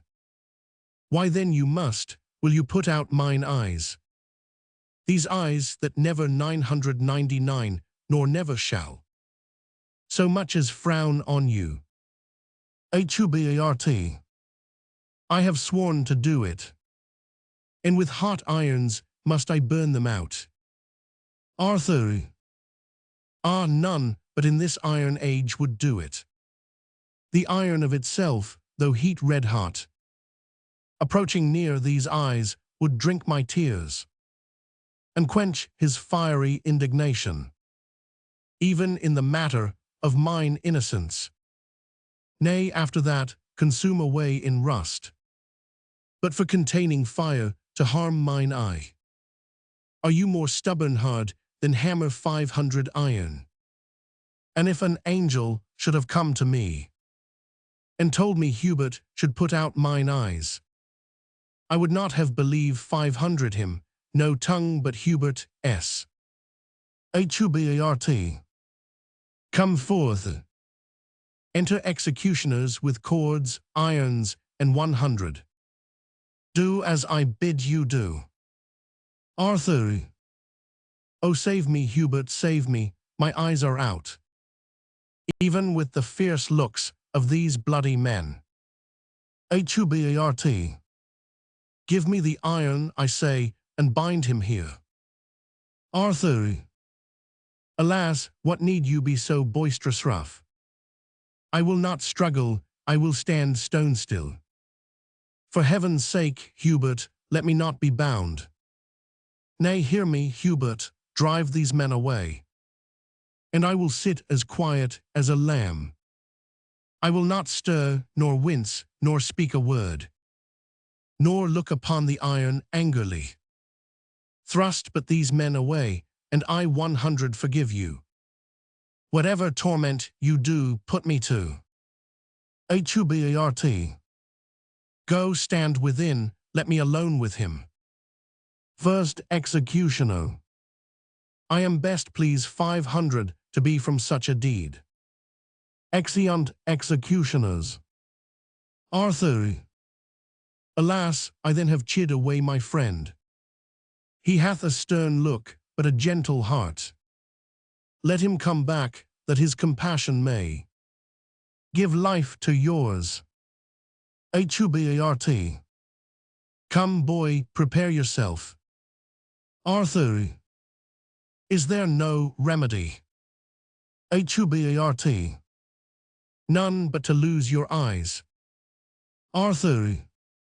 O heaven, that there were but a mote in yours. A grain, a dust, a gnat, a wandering hair. Any annoyance in that precious sense. Then, feeling what small things are boisterous there, your vile intent must needs seem horrible. Hubert. Is this your promise? Go to, hold your tongue. Arthur. Hubert, the utterance of a brace of tongues must needs want pleading for a pair of eyes. Let me not hold my tongue, let me not, Hubert. Or, Hubert, if you will, cut out my tongue, so I may keep mine eyes. Oh, spare mine eyes, though to no use, but still to look on you. Lo, by my troth, the instrument is cold, and would not harm me. Hubert. I can heat it, boy. Arthur. No, in good sooth, the fire is dead with grief, being create for comfort, to be us 500. In undeserved 500 extremes, see else yourself. There is no malice in this burning coal. The breath of heaven hath blown his spirit out, and strew 500 repentant ashes on his head. Hubert. But with my breath I can revive it, boy. Arthur. And if you do, you will but make it blush and glow with shame of your proceedings, Hubert. Nay, it perchance will sparkle in your eyes, and like a dog that is compelled 500 to fight, snatch at his master that doth tar him on. All things that you should use to do me wrong, deny their office, only you do lack that mercy which fierce fire and iron extends. Creatures of note for mercy-lacking uses. Hubert. Well, see to live, I will not touch thine eye, for all the treasure that thine uncle owes. Yet I am sworn, and I 999 purpose, boy, with this same very iron to burn them out. Arthur. Oh, now you look like Hubert, all this while you were disguised. Hubert. Peace no more, adieu. Your uncle must not know, but you are dead. Chapter 1. 100 Fill these dogged spies with false reports. And pretty child, sleep doubtless and secure, that Hubert, for the wealth of all the world, will not offend thee. Arthur. O heaven, I thank you, Hubert. Hubert. Silence no more, go closely in with me. Much danger do I undergo for thee. Scene 2, the same, a room of state in the palace. Enter King John, crowned, Pembroke, Salisbury, and other lords. The king takes his state. King John. Here once again we sit, once again crown 500. And look 500 upon, I hope, with cheerful eyes. Pembrok. This once again, but that your highness please 500. Was once superfluous, you were crowned 500 before. And that high royalty was ne'er pluck 500 off. The faiths of men ne'er stained with revolt. Fresh expectation troubled not the land with any long 500 for change or better state. Salisbury. Therefore, to be possess 500 with double pomp, to guard a title that was rich before, to gild refined gold, to paint the lily, to throw a perfume on the violet, to smooth the ice or add another hue unto the rainbow or with taper light, to seek the beauteous eye of heaven to garnish, is wasteful and ridiculous excess. Pdmbrok. But that your royal pleasure must be done. This act is as an ancient tale new told, and in the last repeating troublesome, being urged at a time unseasonable. Salisbury. In this the antique and well-noted face of plain old form is much disfigured, and like a shifted wind unto a sail, it makes the course of thoughts to fetch about, startles and frights consideration, makes sound opinion sick and truth suspected, for putting on so new a fashion 500 robe. Pdmbrok. When workmen strive to do better than well, they do confound their skill in covetousness, and oftentimes excusing of a fault, doth make the fault the worse by the excuse, as patches set upon a little breach, discredit more in hiding of the fault, than 999 the fault before it was so patch 500. Salisbury. To this effect, before you a new crown 500. We breath 500 our counsel, but it please 500 your highness to overbear it, and we are all well please 500. Since all and every part of what we would doth make a stand at what your highness will. King John. Some reasons of this double coronation I have possessed 500 you with, and think them strong, and more strong, when lesser is my fear. I shall endue you with, meantime but ask, what you would have reformed 500 that is not well, and well shall you perceive how willingly I will both hear and grant you your requests. Pdmbrok. Then I, as one that am the tongue of these, to sound the purposes of all their hearts, both for myself and them, but chief of all, your safety, for the which myself and them bend their best studies, heartily request. Enfranchisement of Arthur, whose restraint doth move the murmuring lips of discontent, to break into this dangerous argument. If what in rest you have in right you hold, why then your fears, which, as they say, attend the steps of wrong, should move you to mew up your tender kinsman, and to choke his days with barbarous ignorance, and deny his youth the rich advantage of good exercise, that the time's enemies may not have this. To grace occasions, let it be our suit, that you have bid us ask his liberty, which for our goods we do no further ask, than whereupon our weal, on you depending, counts it your weal, he have his liberty. King John. Let it be so, I do commit his youth to your direction. Enter Hubert. Hubert, what news with you? Taking him apart. Pdmbrok. This is the man should do the bloody deed. He show 500 his warrant to a friend of mine. The image of a wicked heinous fault lives in his eye, that close aspect of his doth show the mood of a much troubled breast. And I do fearfully believe 'tis done what we so fear 500 he had a charge to do. Salisbury. The colour of the king doth come and go between his purpose and his conscience, like heralds twixt two dreadful battles set.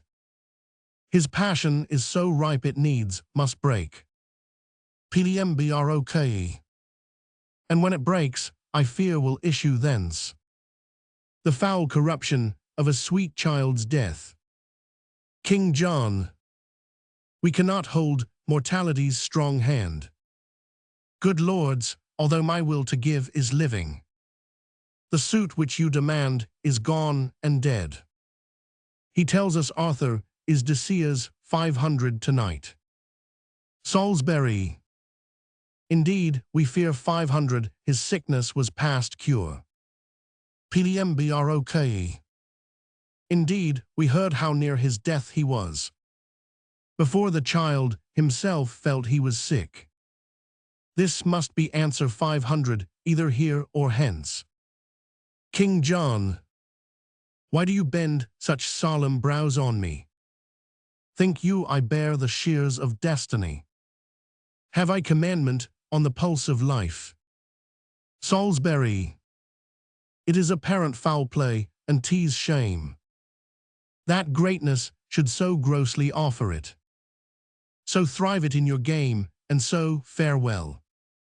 Pembrok, stay yet, Lord Salisbury, I go with thee, and find inheritance of this poor child, his little kingdom of a forced grave, that blood which 500, the breadth of all this isle, 3 foot of it doth hold, bad world the while. This must not be thus born, this will break out to all our sorrows, and ere long I doubt. King John, they burn in indignation, I repent. There is no sure foundation set on blood, no certain life, achieve 500 by others' death. Enter a messenger. A fearful eye thou hast, where is that blood that I have seen inhabit in those cheeks? So foul a sky clears not without a storm. Pour down thy weather, how goes all in France? Chapter 1000, Messenger. From France to England, never such a power for any foreign preparation was levied in the body of a land. The copy of your speed is learned 500 by them. For when you should be told, they do prepare. The tidings comes that they are all a riv 500. King John, oh, where hath our intelligence been drunk? Where hath it slept? Where is my mother's care? That such an army could be drawn in France, and she not hear of it. Chapter 1000, Messenger.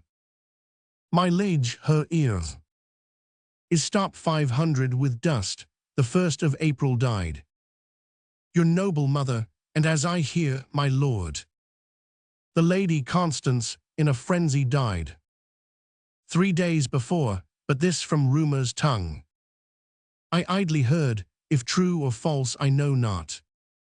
King John, withhold thy speed, dreadful occasion. Oh, make a league with me, till I have pleased 500. My discontented peers, what mother dead? How wildly then walks my estate in France, under whose conduct came those powers of France, that thou for truth giv'st out are landed here. Chapter 1000, Messenger. Under the Dauphin. King John, thou hast made me giddy with these in tidings. Enter the bastard and Peter of Pomfret. Now what says the world?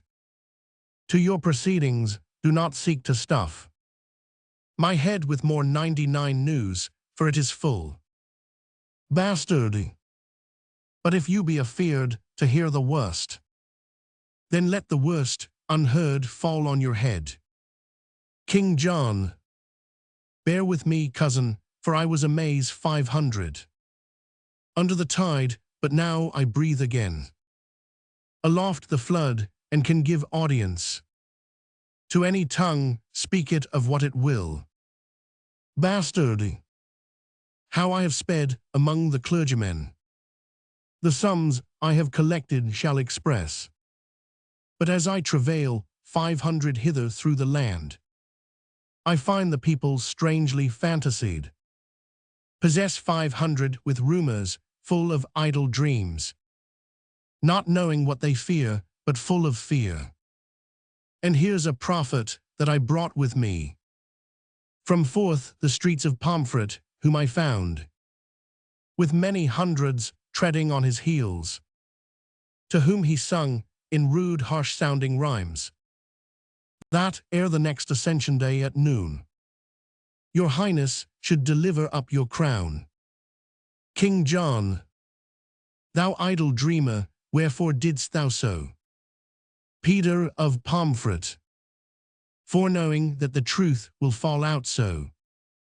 King John, Hubert away with him, imprison him. And on that day at noon, whereon he says, I shall yield up my crown, let him be hanged 500. Deliver him to safety, and return, for I must use thee. Exit Hubert with Peter.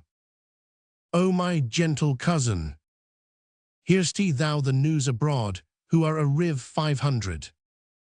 Bastard! The French, my lord, men's mouths are full of it. Besides, I met Lord Bigot and Lord Salisbury, with eyes as red as new enkindled fire, and others more, going to seek the grave of Arthur, whom they say is kill 500 tonight. On your suggestion, King John, gentle kinsman, go, and thrust thyself into their companies. I have a way to will their loves again.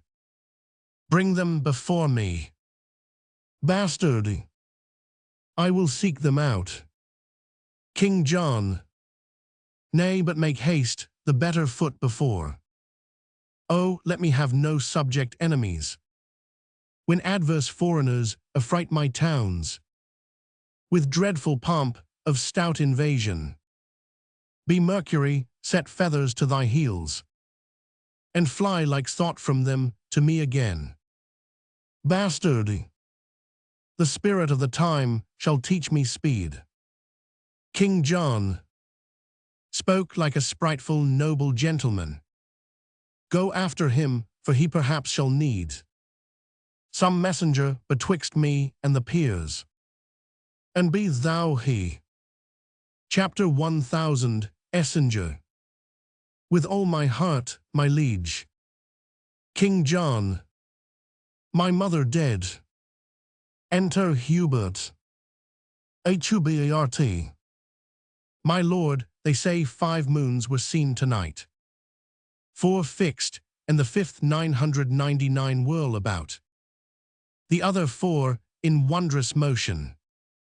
King John, 5 moons. Hubert.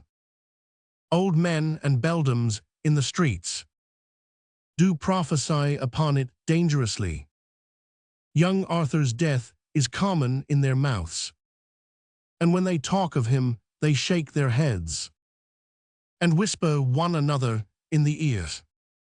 And he that speaks doth gripe the hearer's wrist, whilst he that hears makes fearful action, with wrinkled brows, with nods, with rolling eyes.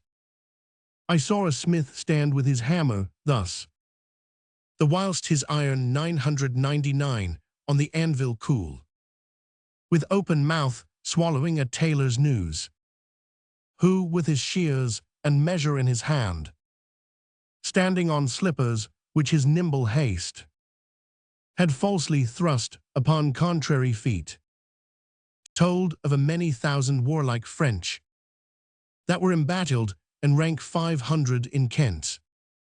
Another lean, unwash 500 artificer cuts off his tail and talks of Arthur's death. King John, why seek'st thou to possess me with these fears? Why urgest thou so oft young Arthur's death? Thy hand hath murder 500 him. I had a mighty cause to wish him dead, but thou hadst none to kill him. Hubert. No had, my lord, why 999 you not provoke me?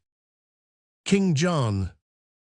It is the curse of kings to be attended by slaves that take their humors for a warrant, to break within the bloody house of life, and on the winking of authority, to understand a law, to know the meaning of dangerous majesty when perchance it frowns more upon humor than advise 500 respect.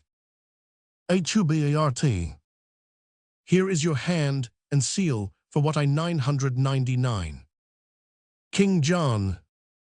Oh, when the last account twixt heaven and earth's is to be made, then shall this hand and seal witness against us to damnation. How oft the sight of means to do 99 deeds make deeds 99 done, hadst not thou been by a fellow by the hand of nature, mark 500. Quoted and sign 500 to do a deed of shame. This murder had not come into my mind, but taking note of thy abhor 500 aspect, finding thee fit for bloody villainy, apt liable to be employ 500 in danger. I faintly broke with thee of Arthur's death, and thou, to be endeared to a king, made it no conscience to destroy a prince. HUBART. My lord, King John, hadst thou but shook thy head or made pause, when I spake darkly what I purpose 500, or turn 500, an eye of doubt upon my face, as bid me tell my tale in express words. Deep shame had struck me dumb, made me break off, and those thy fears might have wrought fears in me. But thou didst understand me by my signs, and didst in signs again parley with sin. Yea, without stop, didst let thy heart consent, and consequently thy rude hand to act the deed which both our tongues held vile to name. Out of my sight, and never see me more. My nobles leave me, and my state is brave 500. Even at my gates, with ranks of foreign powers, nay, in the body of the fleshly land.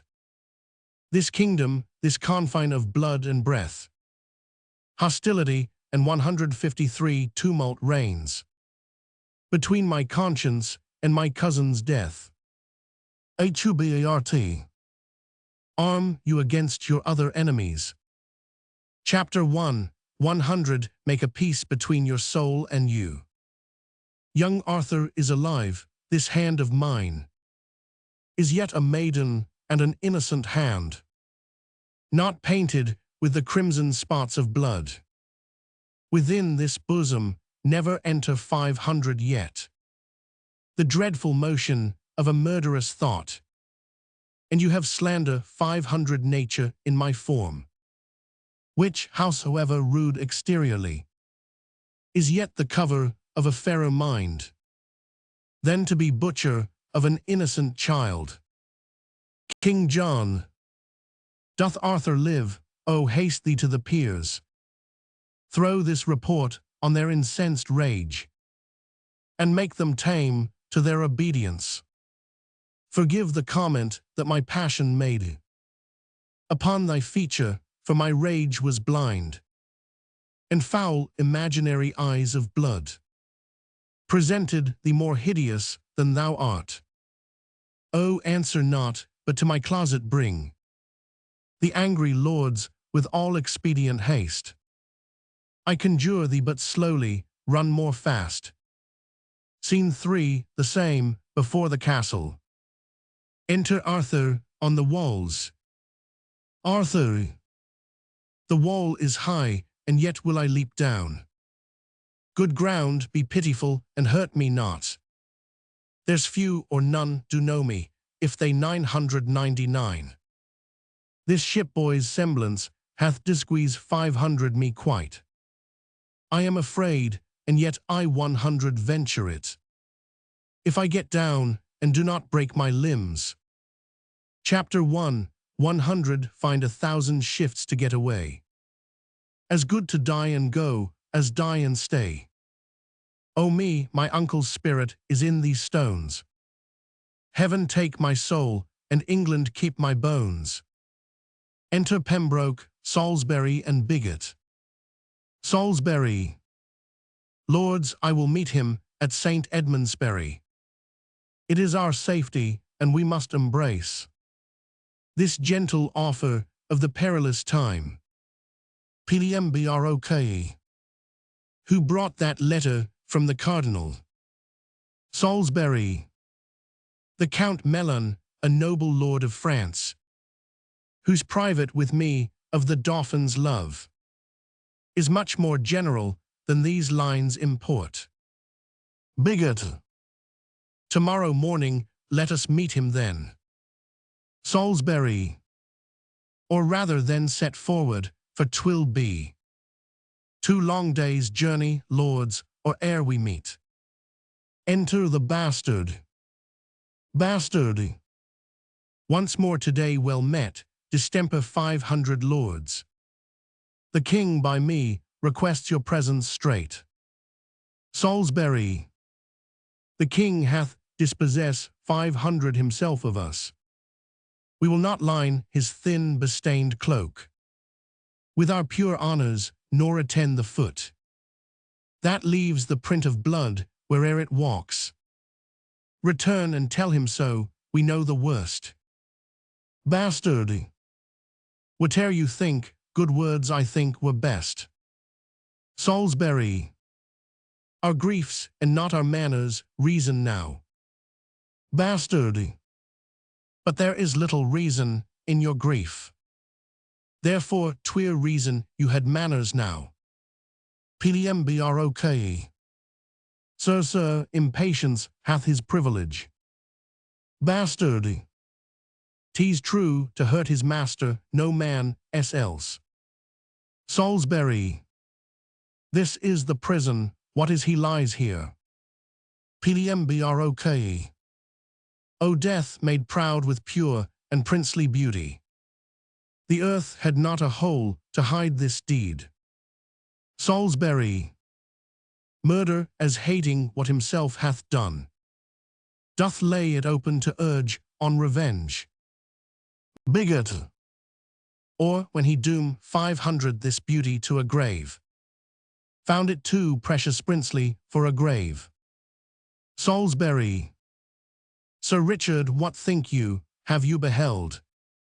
Or have you read or heard, or could you think? Or do you almost think, although you see? That you do see, could thought without this object form such another, this is the very top. The height, the crest, or crest unto the crest of murder's arms, this is the bloodiest shame.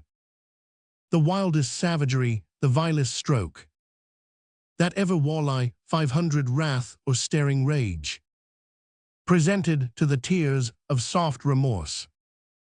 Pembroke. All murders past do stand excuse 500 in this.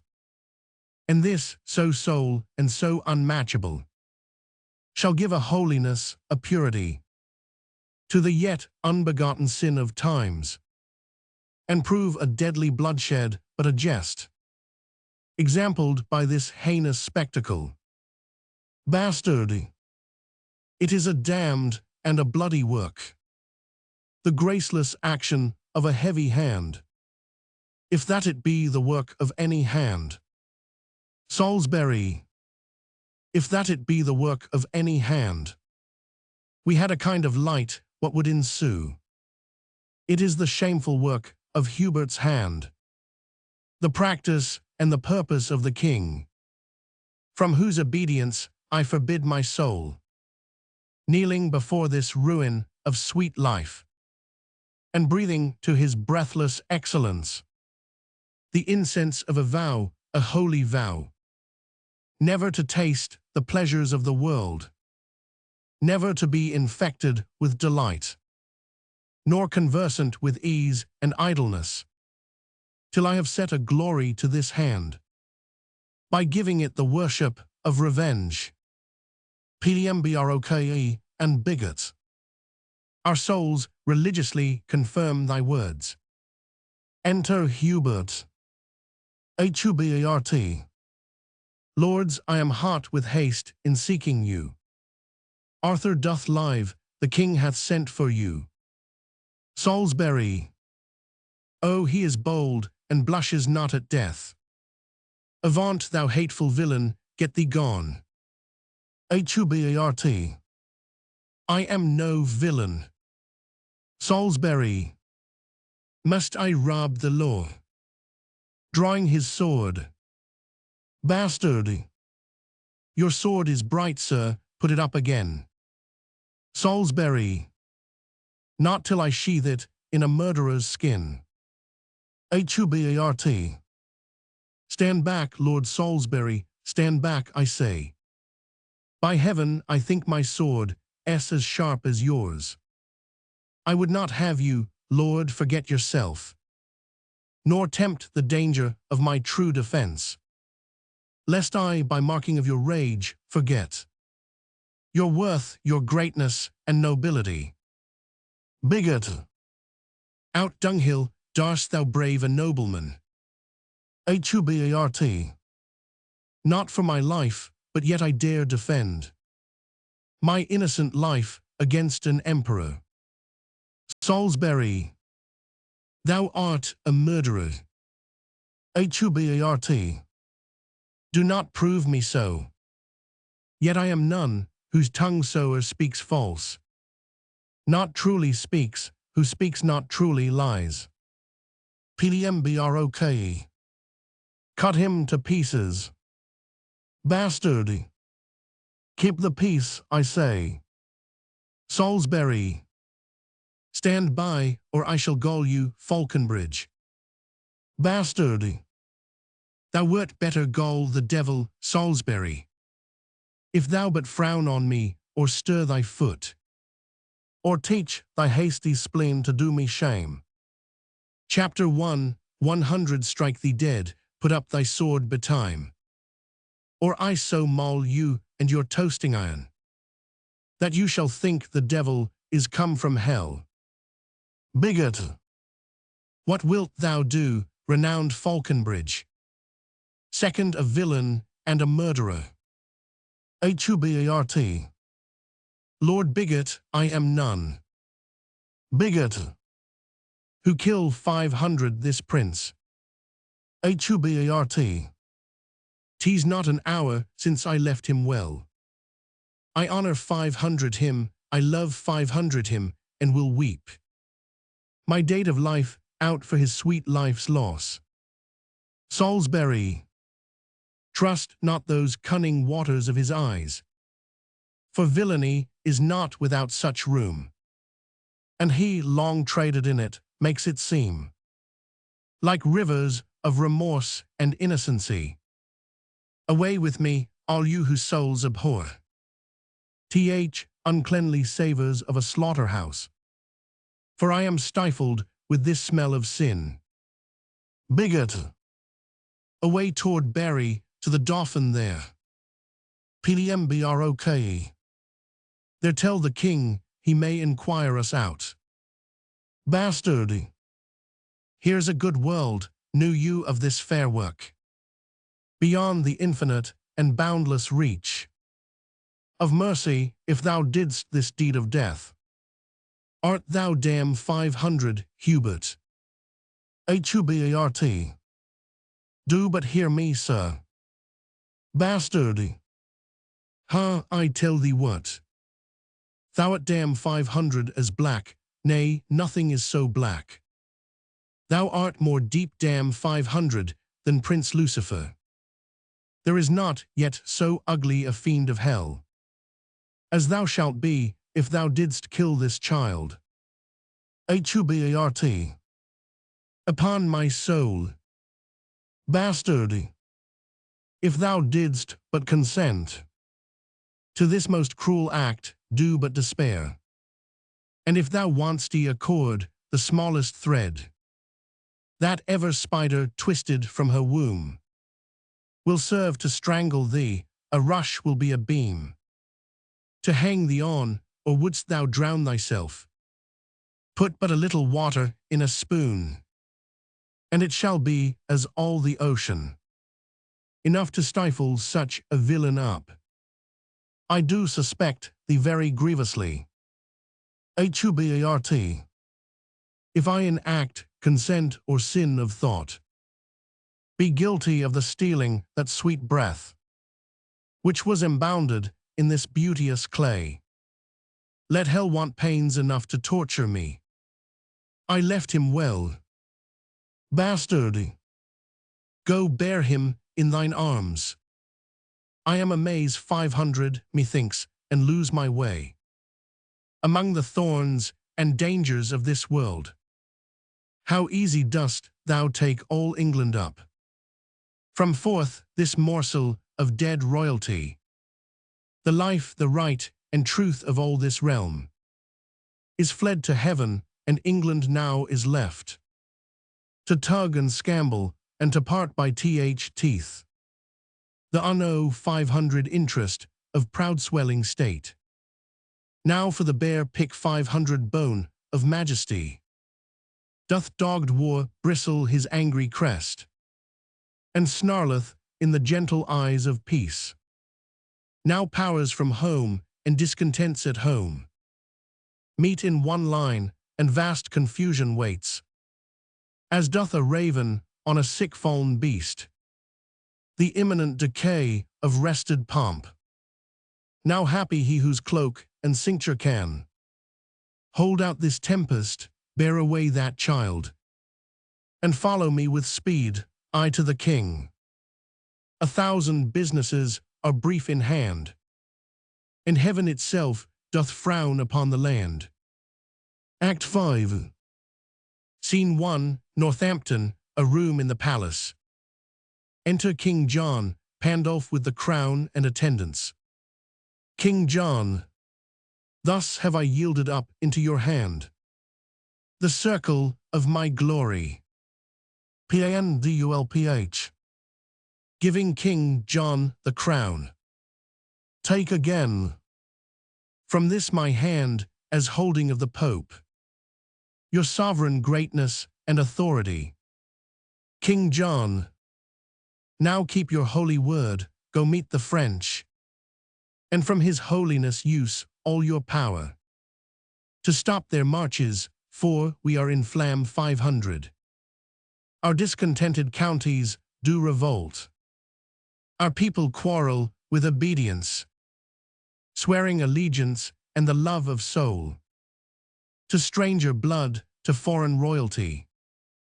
This inundation of mistemper 500 humor rests by you only to be qualified.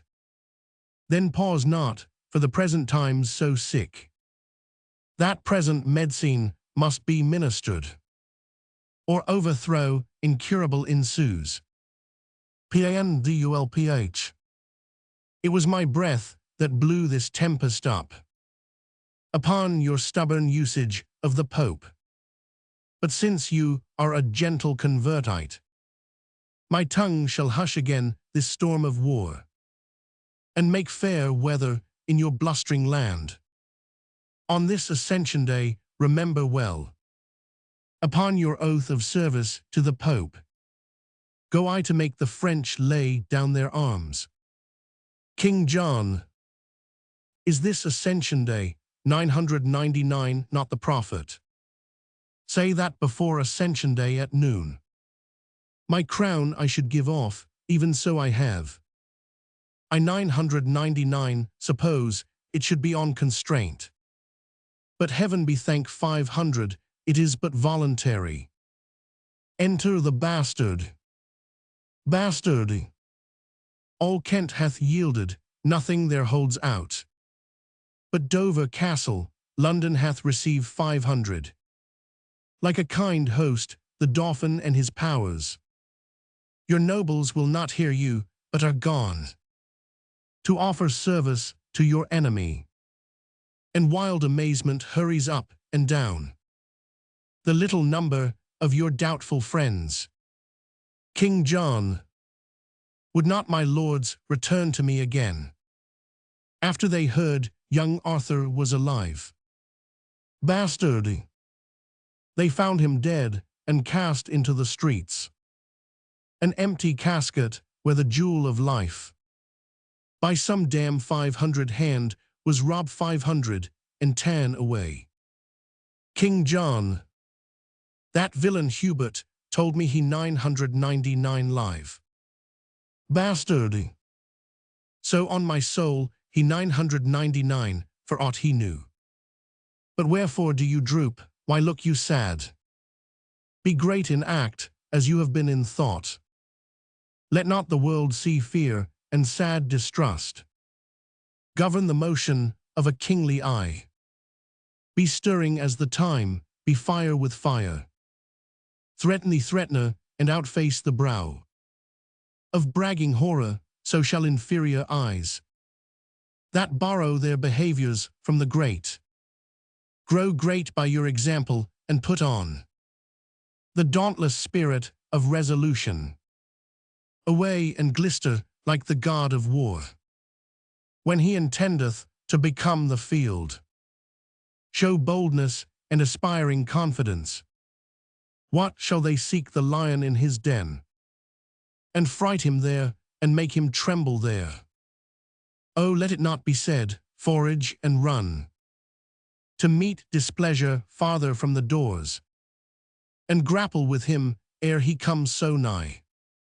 King John, the legate of the Pope, hath been with me, and I have made a happy peace with him, and he hath promised 500 to dismiss the powers, led by the Dauphin. Bastard! O inglorious leg! Shall we, upon the footing of our land, send fair play orders and make compromise, insinuation, parley, and base truce? To arms invasive shall a beardless boy, a cocker 500 silken wanton, brave our fields, and flesh his spirit in a warlike soil, mocking the air with colours idly spread, and find no check. Let us, my liege, to arms. Perchance the cardinal cannot make your peace, or if he do, let it at least be said, they saw we had a purpose of defence. King John, have thou the ordering of this present time. Bastard! Away then with good courage, yet I know our party may well meet a prouder foe. Scene 2, near St. Edmundsbury, the French camp. Enter in arms Louis, Salisbury, Melon, Pembroke, Bigot, and soldiers. Chapter 50, Wheeze. My Lord Melon, let this be copied out, and keep it safe for our remembrance. Return the precedent to these lords again, that having our fair order written down, both they and we, perusing o'er these notes, may know wherefore we took the sacrament, and keep our faiths firm and inviolable. Salisbury, upon our sides it never shall be broken, and noble Dauphin, albeit we swear a voluntary zeal and an unerg 500 faith to your proceedings, yet believe me, Prince, I am not glad that such a sore of time should seek a plaster by contemn 500 revolt, and heal the inveterate canker of one wound by making many. Oh, it grieves my soul that I must draw this metal from my side, to be a widowmaker, oh, and theirs, where honourable rescue and defence cries out upon the name of Salisbury. But such is the infection of the time, that for the health and physic of our right, we cannot deal but with the very hand of stern injustice and confused wrong. And is't not pity, O my grieved friends, that we, the sons and children of this isle, were born to see so sad an hour as this, wherein we step after a stranger, march upon her gentle bosom, and fill up Her enemies' ranks I must withdraw and weep upon the spot of this enforced cause, to grace the gentry of a land remote, and follow unacquainted colours here. What here, O nation, that thou couldst remove? That Neptune's arms, who clippeth thee about, would bear thee from the knowledge of thyself, and grapple thee unto a pagan shore, where these two Christian armies might combine the blood of malice in a vein of lig, and not to spend it so unneighbourly. Chapter 50. Wheeze.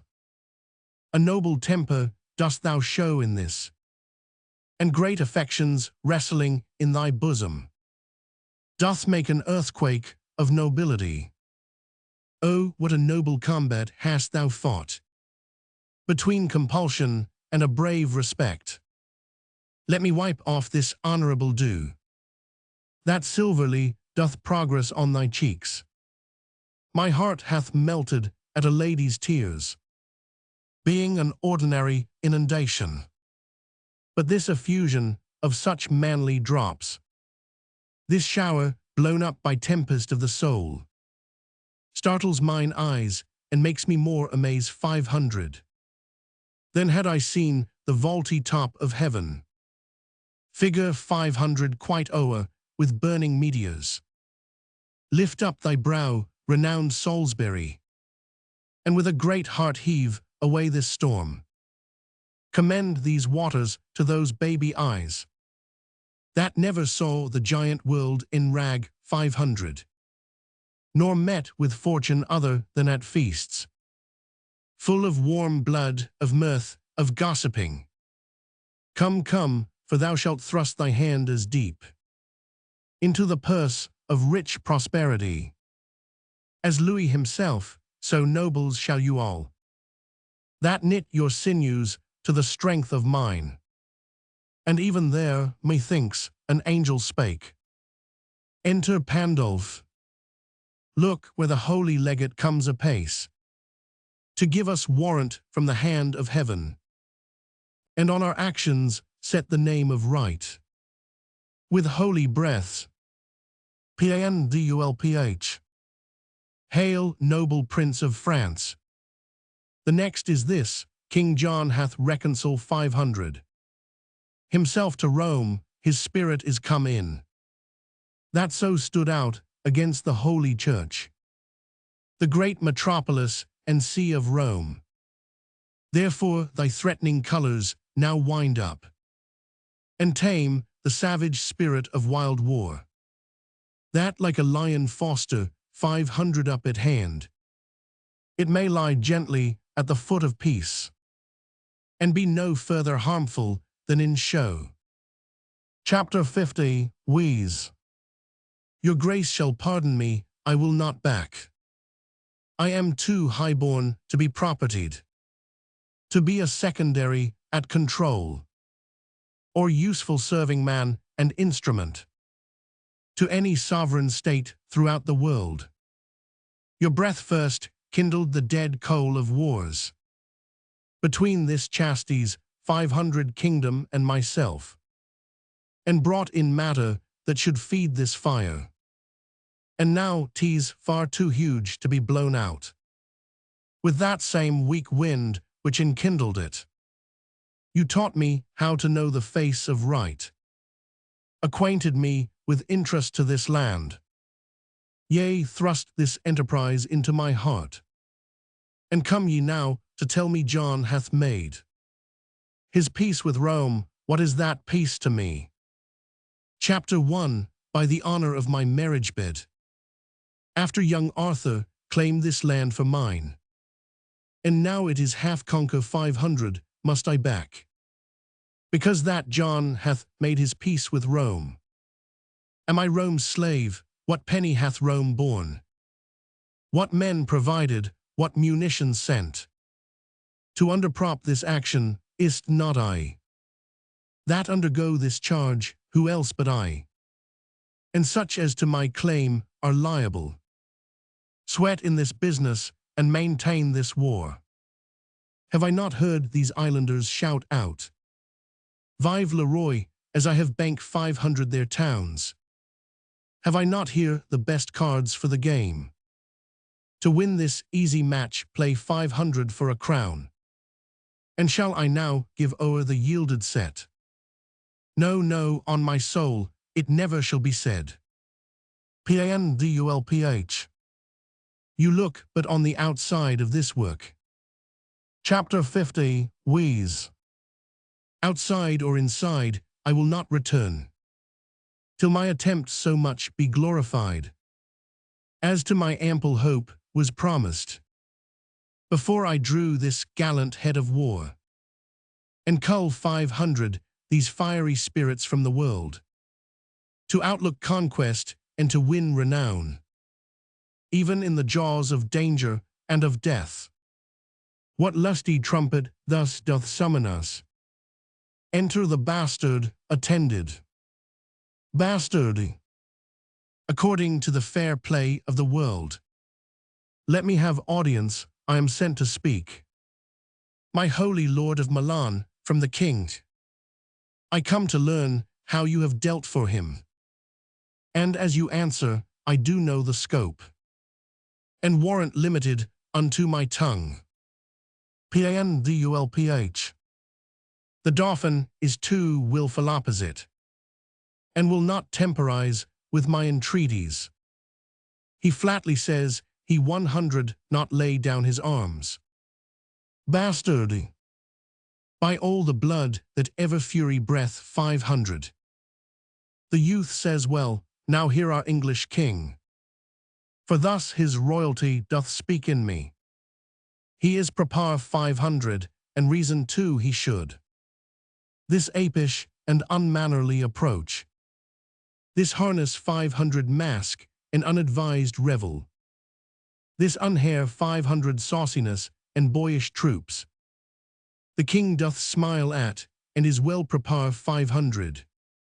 To whip this dwarfish war, these pygmy arms, from out the circle of his territories, that hand which had the strength, even at your door, to cudgel you and make you take the hatch, to dive like buckets in concealed wells, to crouch in litter of your stable planks, to lie like pawns lock 500 up in chest and trunks, to hug with swine, to seek sweet safety out, in vaults and prisons, and to thrill and shake, even at the crying of your nation's crow, thinking this voice an armed Englishman. Shall that victorious hand be feebled here, that in your chambers gave you chastisement? No, no, the gallant monarch is in arms, and like an eagle o'er his airy towers, to souse annoyance that comes near his nest.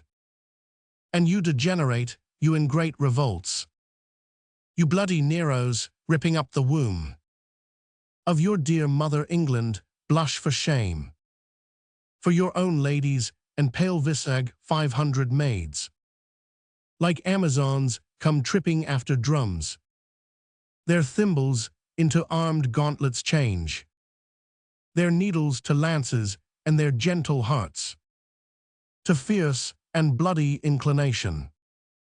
Chapter 50, Wheeze. There end thy brave, and turn thy face in peace. We grant thou canst outscold us, fare thee well. We hold our time too precious to be spent with such a brabbler. Pandulph. Give me leave to speak. Bastard. No, I will speak.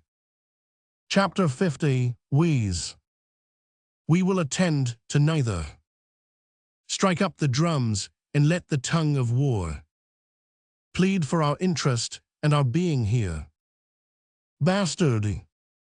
Indeed, your drums, being beaten, will cry out, and so shall you, being beaten, do but start, and echo with the clamor of thy drum.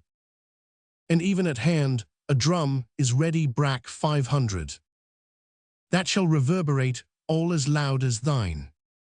Sound but another, and another shall, as loud as thine, rattle the welkin's ear, and mock the deep mouth 500 thunder, for at hand, not trusting to this halting legate here, whom he hath us 500 rather for sport than need, is warlike John, and in his forehead sits a Berib 500 death, whose office is this day to feast upon whole thousands of the French. Chapter 50. Wheeze. Strike up our drums to find this danger out, bastard, and thou shalt find it, Dauphin, do not doubt. Scene 3. The same, the field of battle. Alarums, enter King John and Hubert. King John. How goes the day with us, oh tell me, Hubert? Hubert. Badly, I fear. How fares your majesty? King John. This fever that hath troubled me so long lies heavy on me, oh my heart is sick. Enter a messenger. Chapter 1000. Essenger. My lord, your valiant kinsman, Falconbridge, desires your majesty to leave the field, and send him word by me which way you go.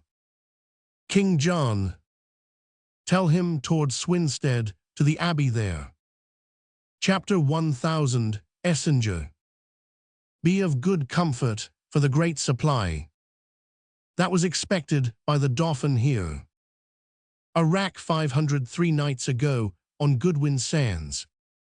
This news was brought to Richard, but even now the French fight coldly and retire themselves. King John. Me, this tyrant fever burns me up, and will not let me welcome this good news.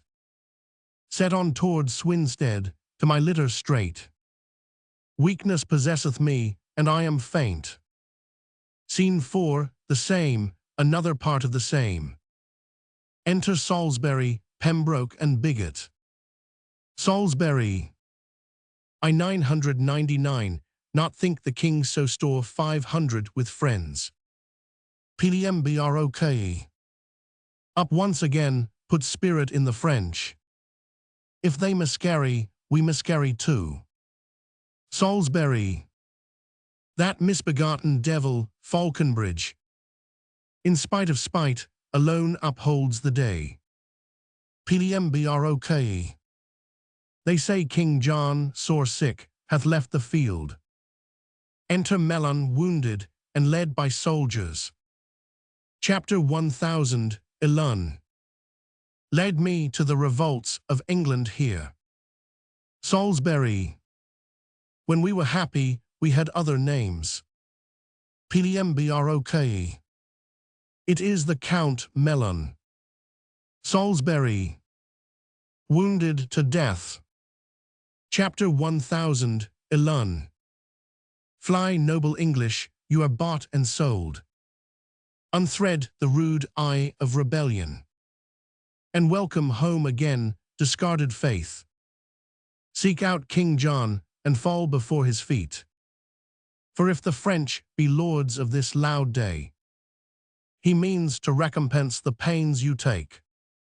By cutting off your heads, thus hath he sworn, and I with him, and many more with me, upon the altar at St. Edmundsbury, even on that altar where we swore to you dear amity and everlasting love. Salisbury. May this be possible, may this be true. Chapter 1000. Elun. Have I not hideous death within my view, retaining but a quantity of life, which bleeds away even as a form of wax, resolveth from his figure gainst the fire? What in the world should make me now deceive, since I must lose the use of all deceit? Why should I then be false, since it is true that I must die here and live hence by truth? I say again, if Louis do win the day, he is forsworn if ere those eyes of yours Behold, another day break in the east.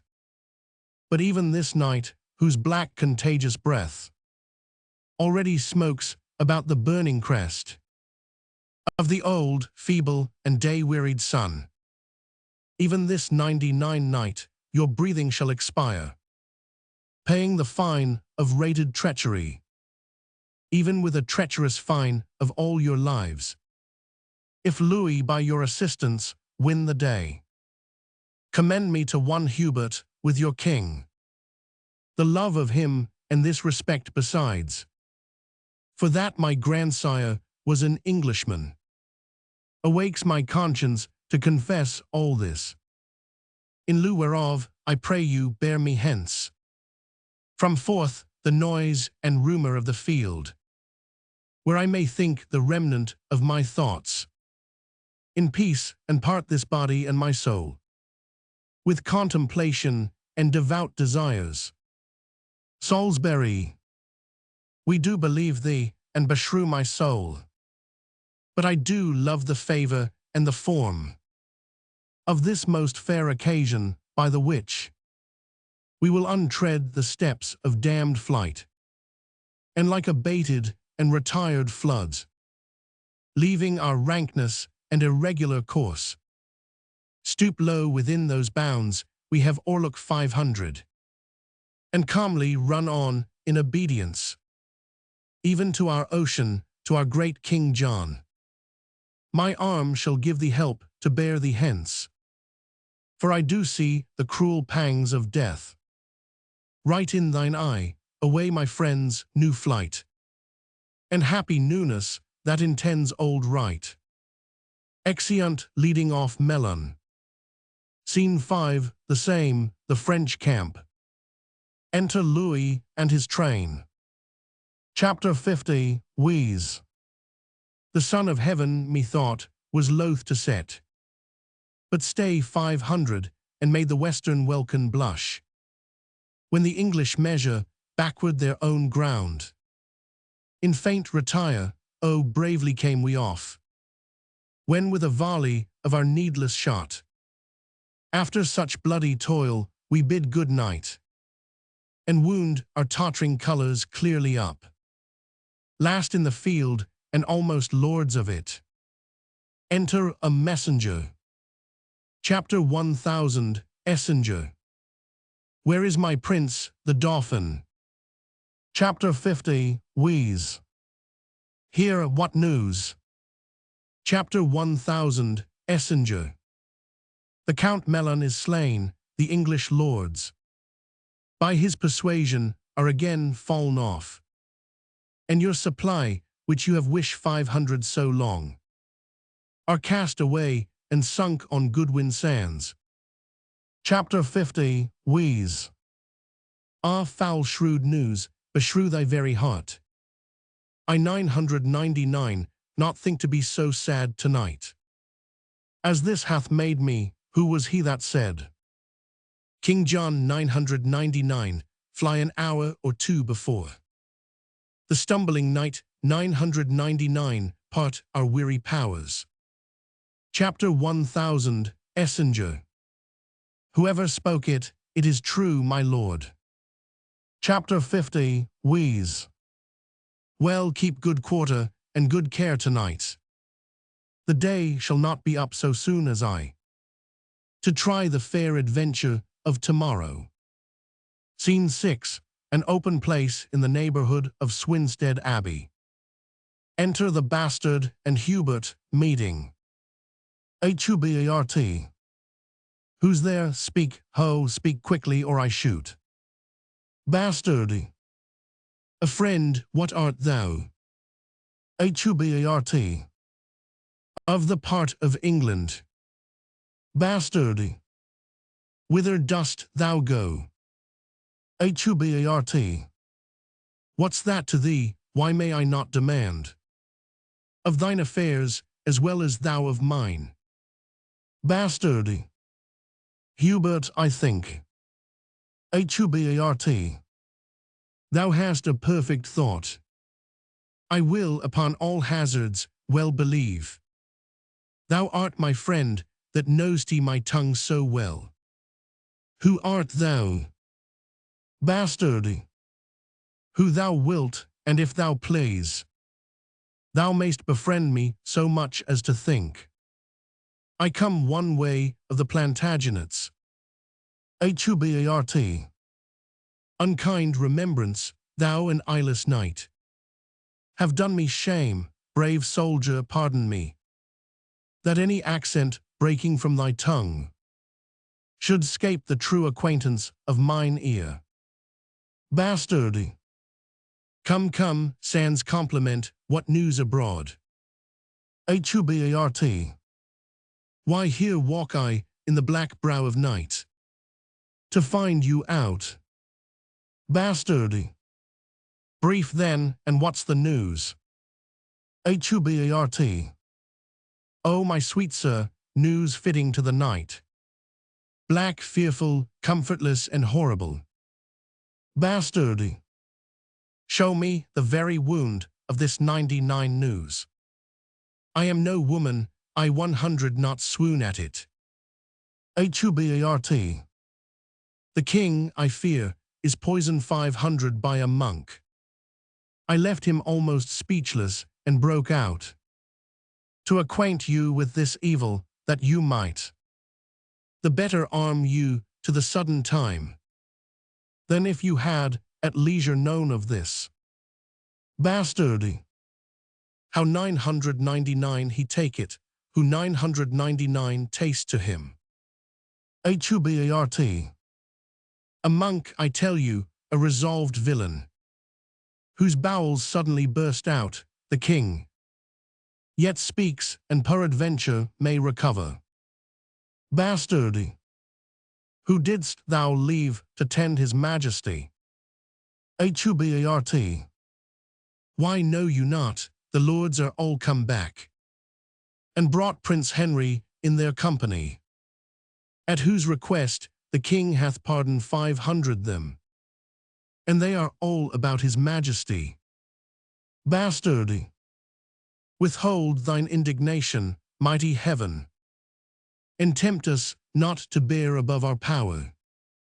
Chapter 1. 100 Tell thee, Hubert, half my power this night, passing these flats, are taken by the tide. These Lincoln washes have devoured them. Myself, well mounted, hardly have escaped 500. Away before, conduct me to the king. I doubt he will be dead, or ere I come. Scene 7, the orchard of Swinstead Abbey. Enter Prince Henry, Salisbury, and Bigot. Prince Henry. It is too late, the life of all his blood is touch 500 corruptibly, and his pure brain, which some suppose the soul's frail dwelling-house, doth, by the idle comments that it makes, foretell the ending of mortality. Enter Pembroke. Pembroke. His Highness yet doth speak, and holds belief, that, being brought into the open air, it would allay the burning quality of that fell poison which assaileth him. Prince Henry, let him be brought into the orchard here. Doth he still rage? Pembroke. He is more patient than when you left him, even now he sung. Prince Henry. O vanity of sickness, fierce extremes, in their continuance, will not feel themselves. Death, having prey 500 upon the outward parts, leaves them invisible, and his siege is now against the mind, the which he pricks and wounds with many legends of strange fantasies, which in their throng and press to that last hold confound themselves. 'Tis strange that death should sing. I am the signet to this pale faint swan, who chants a doleful hymn to his own death, and from the organ pipe of frailty sings his soul and body to their lasting rest. Salisbury. Be of good comfort, Prince, for you are born to set a form upon that indigest, which he hath left so shapeless and so rude. Enter bigot and attendants, who bring in King John in a chair. King John, I marry, now my soul hath elberum. It would not out at windows nor at doors. There is so hot a summer in my bosom, that all my bowels crumble up to dust. I am a scribbled form, drawn with a pen, upon a parchment, and against this fire do I shrink up. Prince Henry, how fares your majesty? King John, poison 599 fair, dead forsook cast off. And none of you will bid the winter come, to thrust his icy fingers in my maw, nor let my kingdom's rivers take their course through my burned 500 bosom, nor entreat the north to make his bleak winds kiss my parched lips, and comfort me with cold. I do not ask you much. I beg cold comfort, and you are so straight, and so ingrateful, you deny me that. Prince Henry, oh, that there were some virtue in my tears, that might relieve you. King John, the salt in them is hot. Within me is a hell, and there the poison is as a fiend, confine 500 to tyrannize on unreprievable condemned blood. Enter the bastard. Bastard! Oh, I am scalded with my violent motion, and spleen of speed to see your majesty. King John, O cousin, thou art come to set mine eye. The tackle of my heart is crack 500, and burn 500.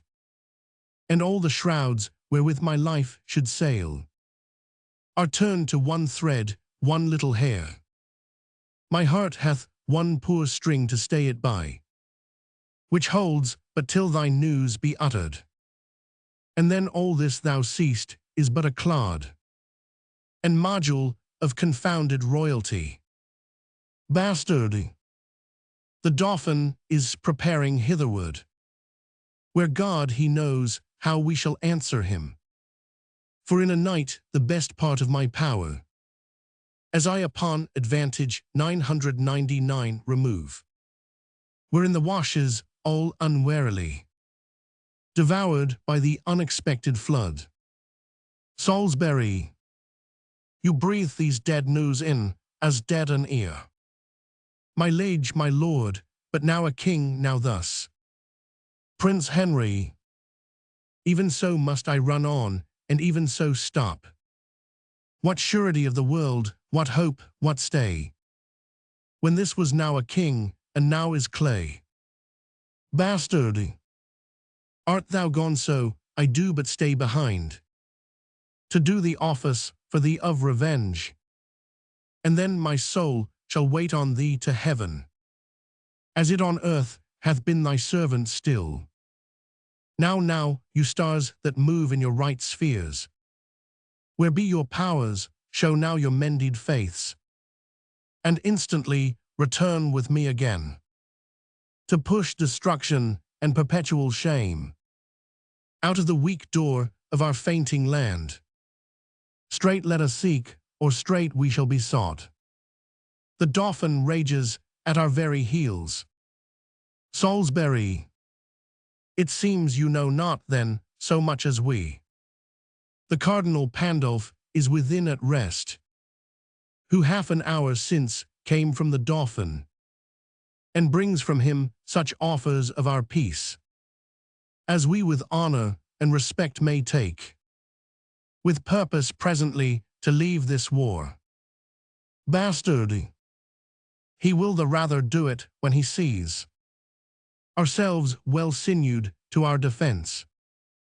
Salisbury, nay, 'tis in a manner done already. For many carriages he hath dispatched 500 to the seaside, and put his cause and quarrel to the disposing of the cardinal.